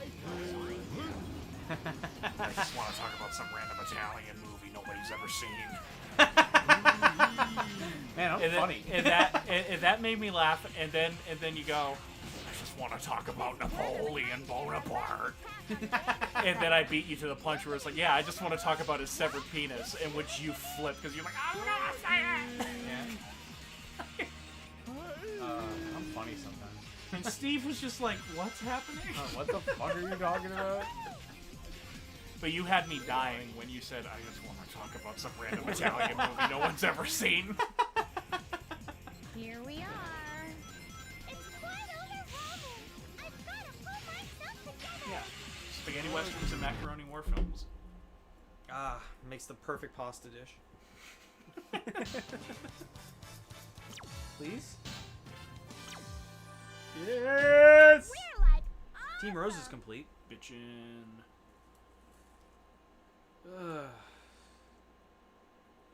But yeah, westerns are very popular in Japan. That's one reason why the samurai films became so big. Makes sense. They couldn't make westerns of their own, but they could make a samurai flick. Which, ironically, they became big in the West, which samurai films then started inspiring westerns. So it was a huge cycle. What team should I go for next? I got Sonic, Dark, and Chaotix left. Because as you can see, Team Rose is all A's. I thought you had to do Dark. I mean, Still. I have to do a bunch.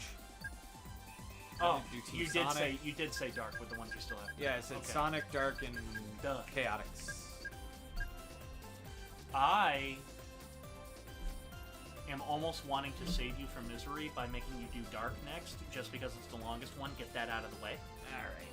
Alright. Playing Genshin, so hearing Cream and Paimon talk at the same time is giving me sensory overload. I can imagine. Cream. The rabbit. counting on you guys. Yes, Yes. I remember. Alright. Defeat 100 enemies. Those are Team Dark's missions. Chopstick.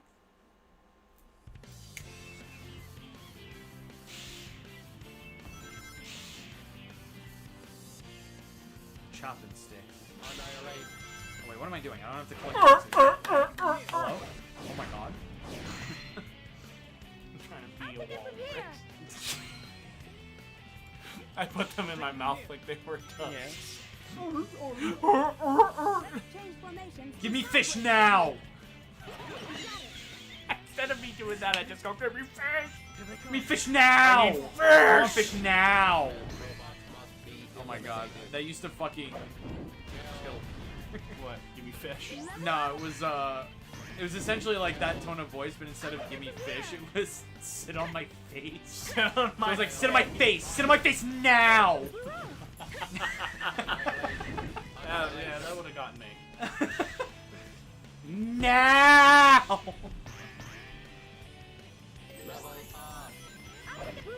Fuck. Aren't you glad that I'm here? Oh, I'm so glad. I'd be suffering Because otherwise. you would have been, like, going fucking insane. I'd be suffering. Can you make your face for me? I don't know. I think I'd want to punch a hole through the wall with you, watching that stupid thing. Listen, I've literally gotten stress relief tools, so I don't. I have the fucking, like, squeezers. Yeah, yeah. Actually, I didn't buy them. Mike bought them for me because he saw how stressed Cave Story was making. I thought you were gonna have a heart attack. The last one I watched. Oh my god. I literally thought you were gonna have a heart attack. I was like, this isn't healthy.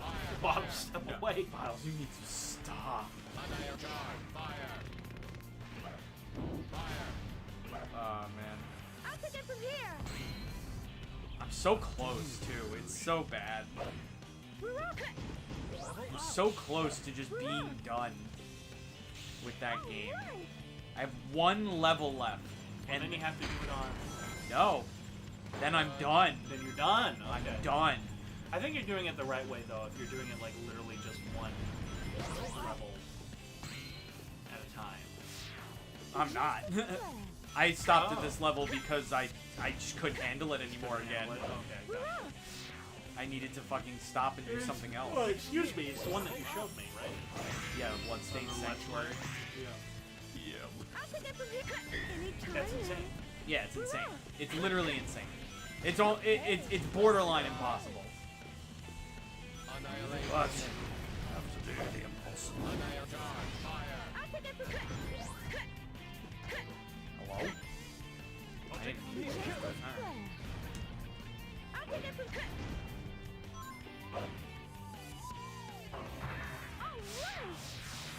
Like, seriously, think about how much better this game would have been if everything was happening at the same time. Yeah. And they played that up. Oh yeah. Different perspectives of the same thing. Yeah. Well, that's the beauty of fucking Sonic Adventure 2. Is that's literally what it does. Like, to me, this is just lazy. Yeah. No, I think so too. I'll take it from here. And like, you know, Sonic Adventure 2 also has like its completion is a little much. But honestly, like I'd rather play those levels over and over again than do this. That and with those you have 5 different missions per stage. This one they just recycled the same mission for every stage. Every stage, yeah. Because with Team Dark, it's always defeat 100 enemies. With Team Rose, it's always get 200 rings. With Team Chaotix, it's always just a harder version of the previous mission. With Team Sonic, it's I fucking hate my life. I don't know why I did that. I didn't have to do that, I don't Because think. you were talking. Yeah. You were distracted. With Team Sonic, it's always, like, finish the stage in under a certain amount of time. And it's like, with Sonic Adventure 2, you know, they recycle mostly the same stuff, too. But I don't know. It feels more entertaining because the levels are more fun. This is literally the same thing. Well, the problem Every is time. is that the base game is essentially playing the game 4 times. Yeah. With no variation. Yeah. Whereas Sonic Adventure 2, like, you have multiple playable characters that play differently. Like, you have Sonic and... Like, Sonic is like these stages, right? Where you just go from point A to point B as quickly as possible. And then you have Tail stages, which are like mech shooting stages. And then you have the Knuckle stages, where you have to hunt for the Master Emerald.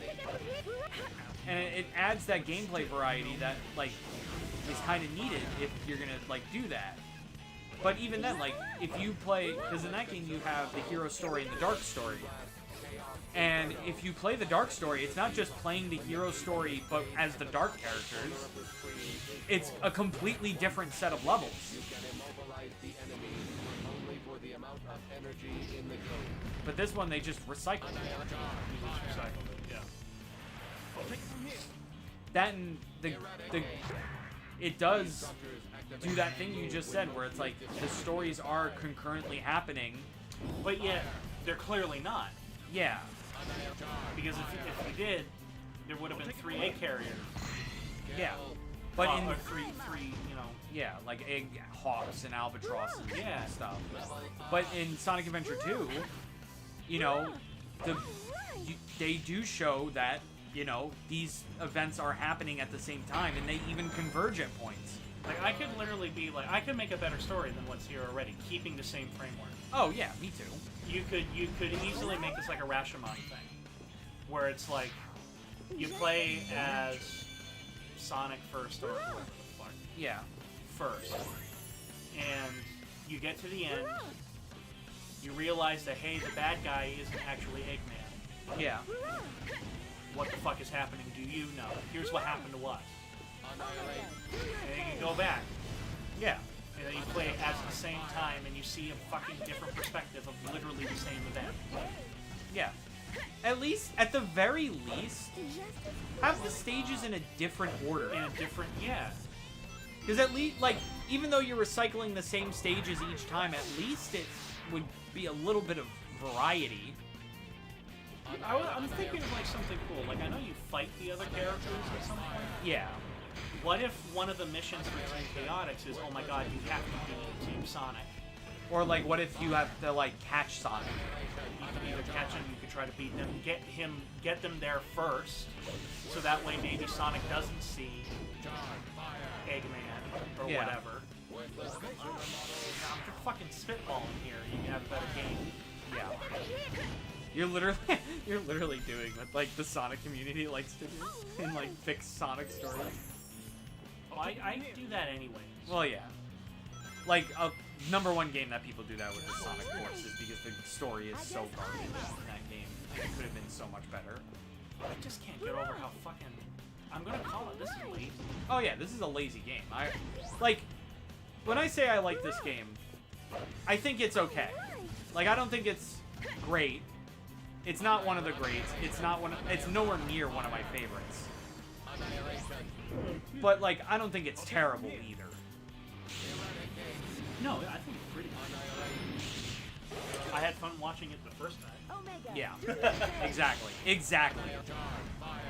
That's exactly the point, is that, like, it gets very repetitive very quickly. Like, even during normal gameplay, which is bad. What are you doing? I'll take I'm falling asleep. That's But no, like, this... I wouldn't even say this game is in, like, my top 10, like, Sonic games. Not even close. I love how this is the one I came in. Yeah.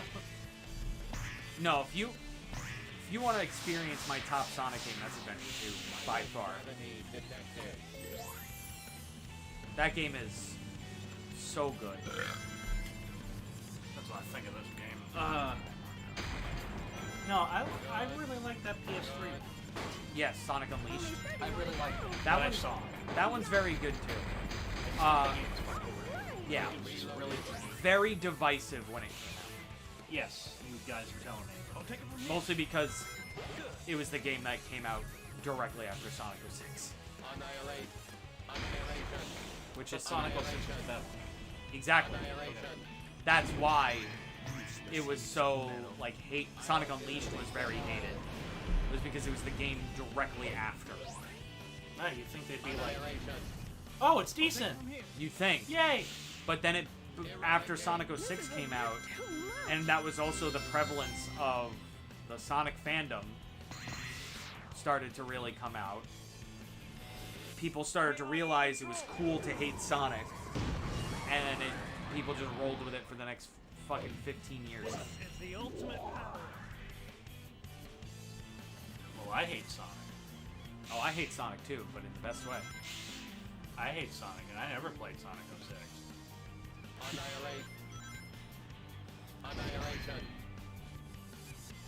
I hate the Sonic. I don't hate Sonic. I hate the Sonic fan base. Yeah. That's the distinction. Because they take things way too seriously. They debate fucking everything. Here they come. And it's like... It gets to the point where it's the same question that I have for people who like Star Wars. Where I'm like, do you guys like Star Wars? I ask that a lot. Yeah. Because every time something new Star Wars comes out, I feel like they're like, oh, it sucks. It sucks. And You guys like Star Wars? It's like, do you even like Star Wars in the first place? FYI. Or do you I just don't. like... Yeah, I don't either. Not my cup of tea. I do like things in Star Wars. Like, I love the original trilogy. I like Revenge of the Sith. Yeah. I like the show Rebels. I like the show Clone Wars. I don't call myself a big Star Wars fan, though. Yeah. I know enough that if somebody asks me, hey, let's talk Star Wars for a bit, I can be like, sure, I can talk to you about the lore, I can talk to you about... Big oof. Yeah, exactly, Steve. We talked about that before. And I love motherfucking Thrawn Piece of cake. from Star Wars. Mm-hmm. Motherfucking Thrawn is the shit.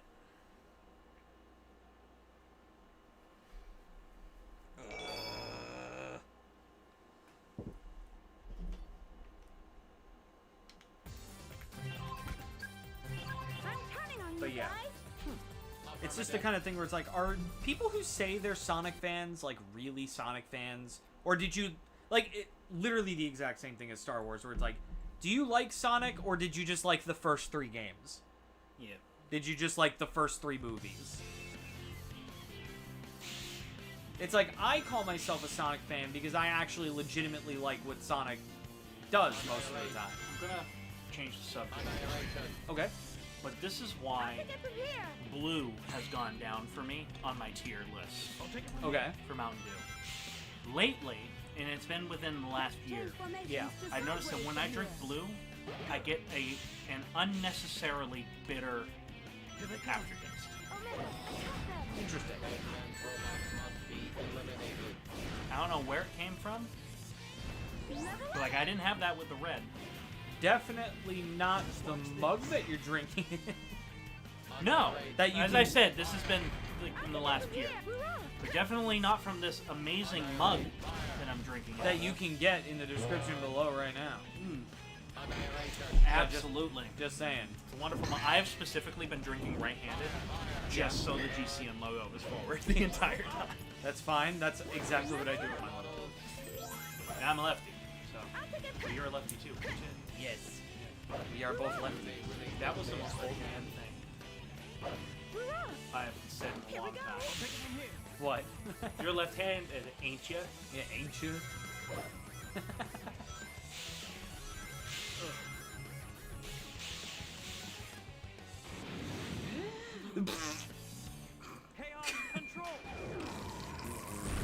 God, why does Rouge have to have such big fucking bat baps? Tits? Yes. How old is she? 18. Okay. You can fap to her. These Yeah. villains react by moving when you I know approach plenty of people fap to Shadow. Oh, yeah. He's a bad boy, and everybody loves a good bad boy. Oh yeah. But he's the bad boy with the heart of gold. Yes, everybody loves the bad boy with a heart of gold. Yes.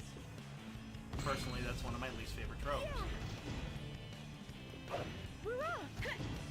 I Oh, can't say that.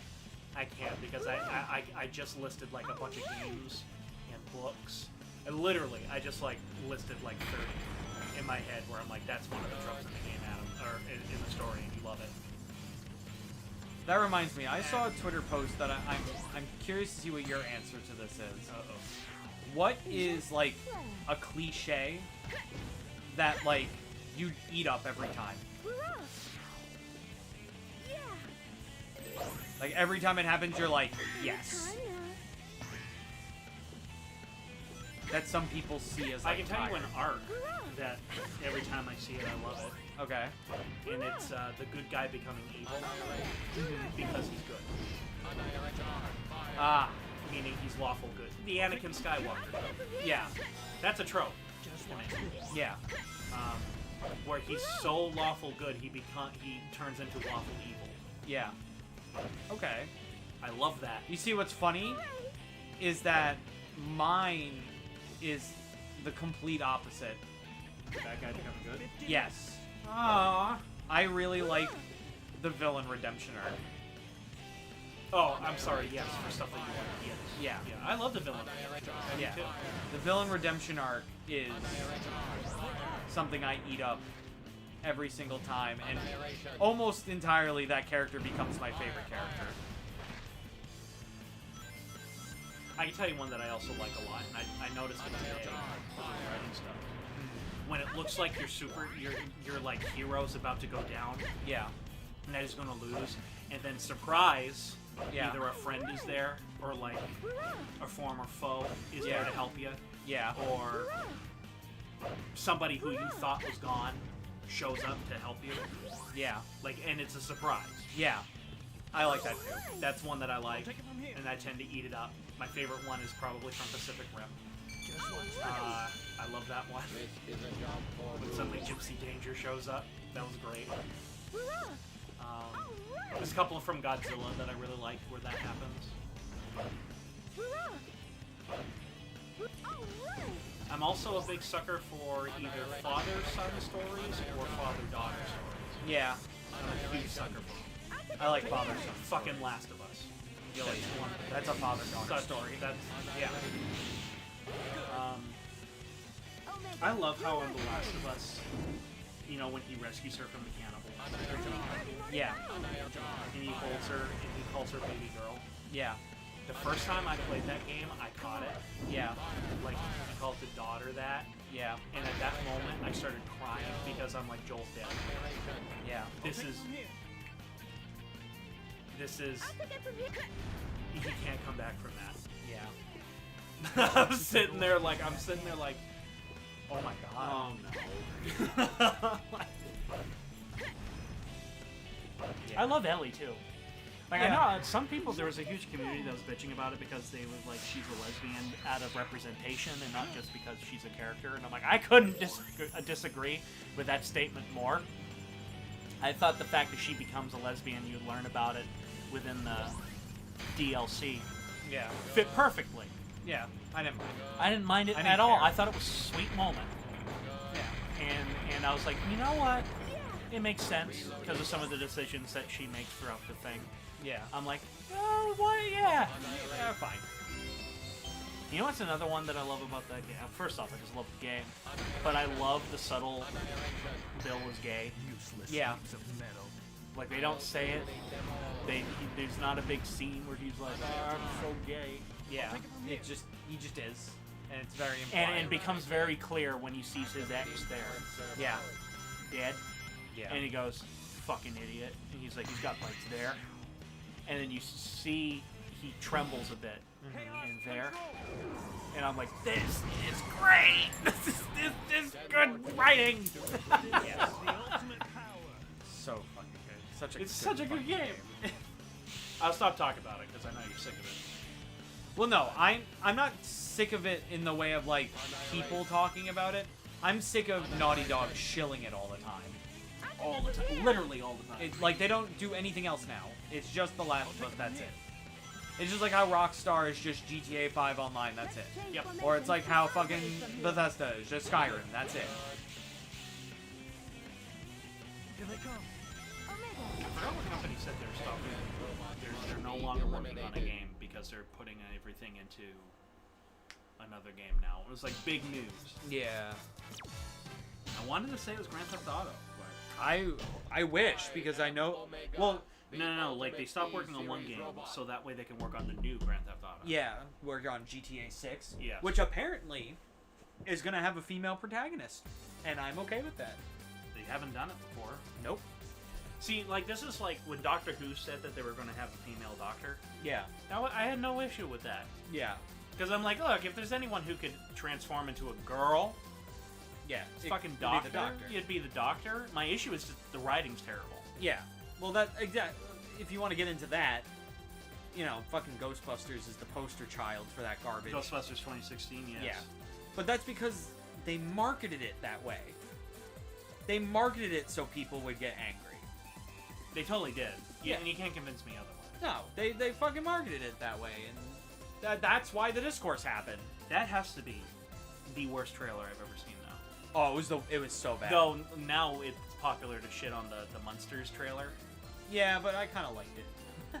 Yeah, like Red Letter Media hated it so much they did a full video on it, and I love Red Letter Media, but I'm sitting there like, I think you're missing The point. of it. Yeah. Yeah. Adam, that is exactly the trope I said. I absolutely love that shit. Having a friend come back to help the hero gets me hype every time. It does. Oh, yeah. I love it. Star Wars. When you think Darth Vader is going to kill Luke when he's going down the trench run to shoot the thing, and all of a sudden in comes Han Solo out of nowhere. And I'm like, that's great. It's great. You know, it's It is great. really fucking good. They do it. Star Trek's done it several times, and I'm like, this is A lot of anime does it. Yeah, anime does it a lot. Anime does it a lot, especially in fucking shonen. Fucking Godzilla does it. Yeah. Godzilla does it. Ghidra the three-headed monster, and It's just a I good ran to trope. what? It's just a good trope. Yeah, Ghidra the three-headed monster. Mothra's like, okay, so you and Rodan aren't going to help me, then I'm going to defeat King Ghidorah on my own. What? What? She guilt trips them into helping her, and suddenly she's getting her ass kicked, and suddenly you see Godzilla around a corner, and you're like, yeah, kick his ass. It's fun.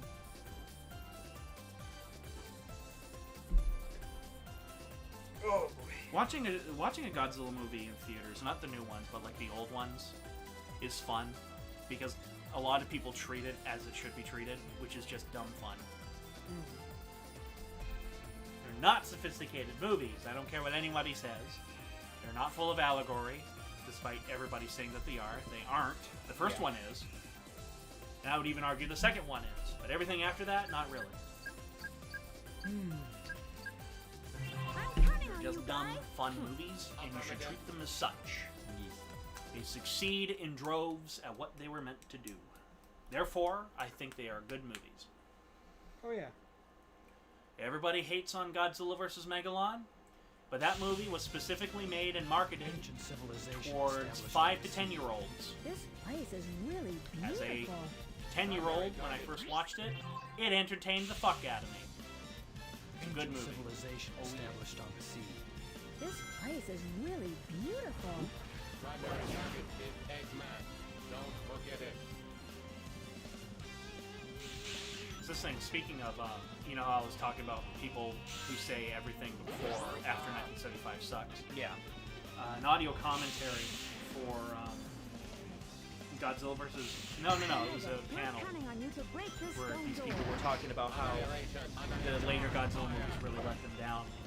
And somebody said, yeah, I was watching the original Godzilla vs. Mechagodzilla. This is a guy I respected, like, a lot. And I still do. But he was like, when I finally saw Godzilla vs. Mechagodzilla, the original one, for the first time, I was like, wow, this is really bad. I was so let down. And I'm like, how can a movie with a robot Godzilla that literally shoots missiles out of every crevice of his body, with a sun god giant lion, a priest that has to sing to wake it up, and space apes let you down? Oh, and James Bond style shenanigans, because they have to uncover a mystery and figure out what's going on. And it's literally a James Bond clone. How can you be let down by that? It just sounds like he doesn't like the ridiculousness. No, It's like I feel like that's what you're going. He's very hypocritical because he loves the ridiculousness of the 60s movies, just not the 70s. And I'm like, no, embrace it. Be like David Callett and be like, yeah, the 70s are so bonkers, and that's why I love them. Yeah. He was the guy that's talked about. Did I tell you about Bride of Godzilla? With giant naked robot lady? No.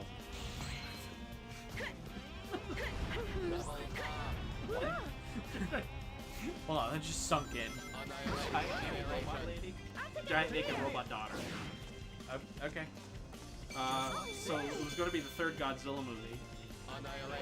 But during the events of the previous Godzilla movie, a mad scientist, his daughter, was killed.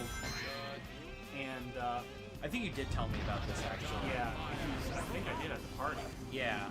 It was like his daughter was supposed to be killed, so he rebuilds her as a robot who's naked and can grow gigantic. Of course. And Godzilla Someone's falls gotta- in love with her. And so, at the end of the movie, she hugs Godzilla and then blows herself up because she's got a nuke in her heart. But she's a giant naked robot daughter. All right. But on the audio commentary where David Callett is describing that movie, I just love his mentality. He said, quote, "All I can say is that the world is immensely poorer because this absolutely bonkers and insane movie is not in it." That's a good mentality. That's amazing.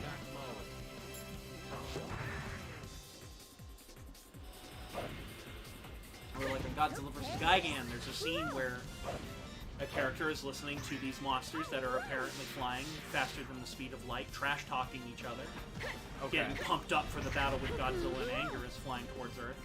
And the guy listening to him goes, "That's King Ghidorah, I recognize it." And then he hears Gigan and goes, "I don't recognize that one." And it just assumes that you know who King Ghidorah is, and that this new monster's Gigan, no explanation. Yeah. And David Callan would just stop the audio commentary and like, that is brilliant. That is sublime. That is fantastic. That changed my life.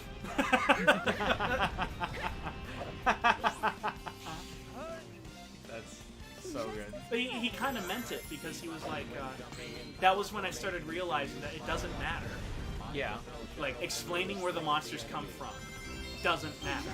Because he was the guy that he interviewed one of the kaiju writers at a con, and he's like, "Why do you not put emphasis on the origins of the monsters when something like that in America we get bogged down in trying to explain where the monster is?" And he expected some answer about culture and stuff like that, about Japanese culture and the differences between Eastern culture versus the West. The writer just said, "Well, of course there's going to be a monster in it. It's a monster movie. It needs a monster." That's the answer. That's the only answer you need. Why explain it? Why? It's a monster movie. It's a monster movie. You don't really say that about a superhero movie too much anymore.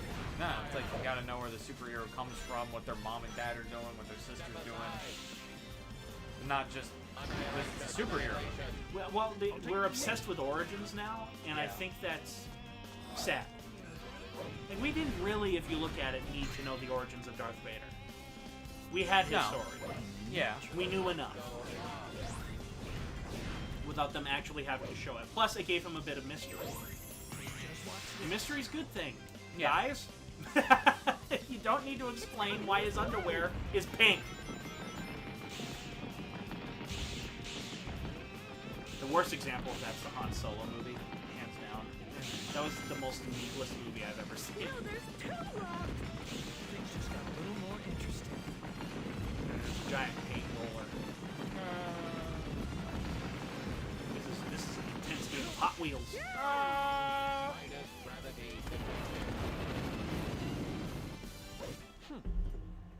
Please?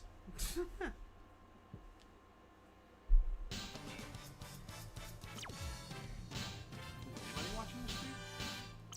Yeah, we've got a couple people in. Okay. This proves You got a my B? power. I got 89,000 points. And that's a B. I think I'm done. Yeah. I think I'm done for today.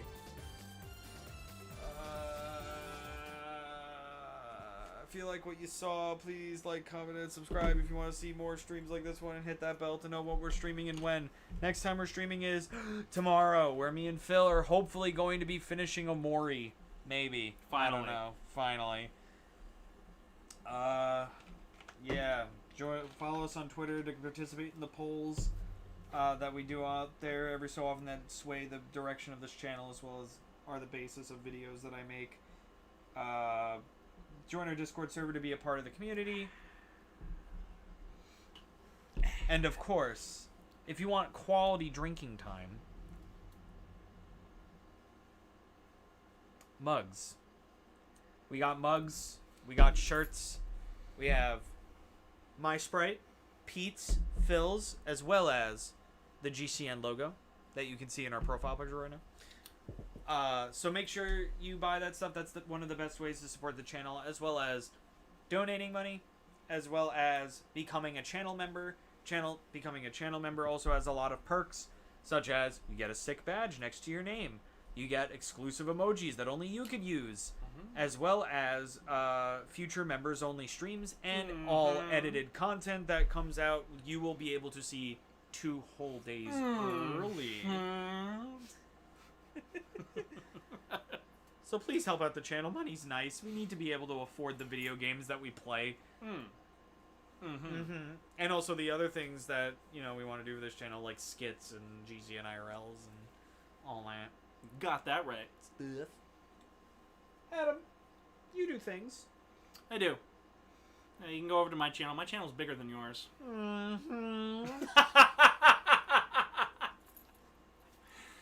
Yeah, AN Productions. I'm gonna go live this Saturday, 8 p.m. Eastern Time. Might have a guest on, might not. Probably gonna have a guest on.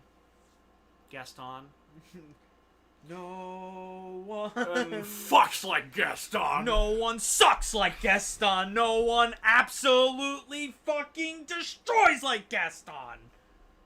One cucks like Gaston. Anyways. I've never gone a day without masturbating. It's not... My channel does not Let's Plays, even though I do Let's Plays. Every once in a while, do. If you want to see me play games, the only game I literally Let's Play is War of Rights. That's it. And I have an entire channel just devoted to our tournaments and events. Anyways, this Saturday I am going to do a live stream if a guest comes on. I think there is one right now. And it's just us talking. We have topics, but we're not playing a game or anything. It's just us talking. Usually, with this guest, Godzilla, kaiju shit, and then Bigfoot. Some creepy stories. Yeah. But that's this Saturday. It would be at 8 p.m. Eastern Time. You will know if it's a thing if you go onto my channel and see that an event has been created, because I'm going to create it tomorrow. Hi. Or goodbye, I should say. Goodbye. Goodbye. Goodbye. Goodbye. Goodbye.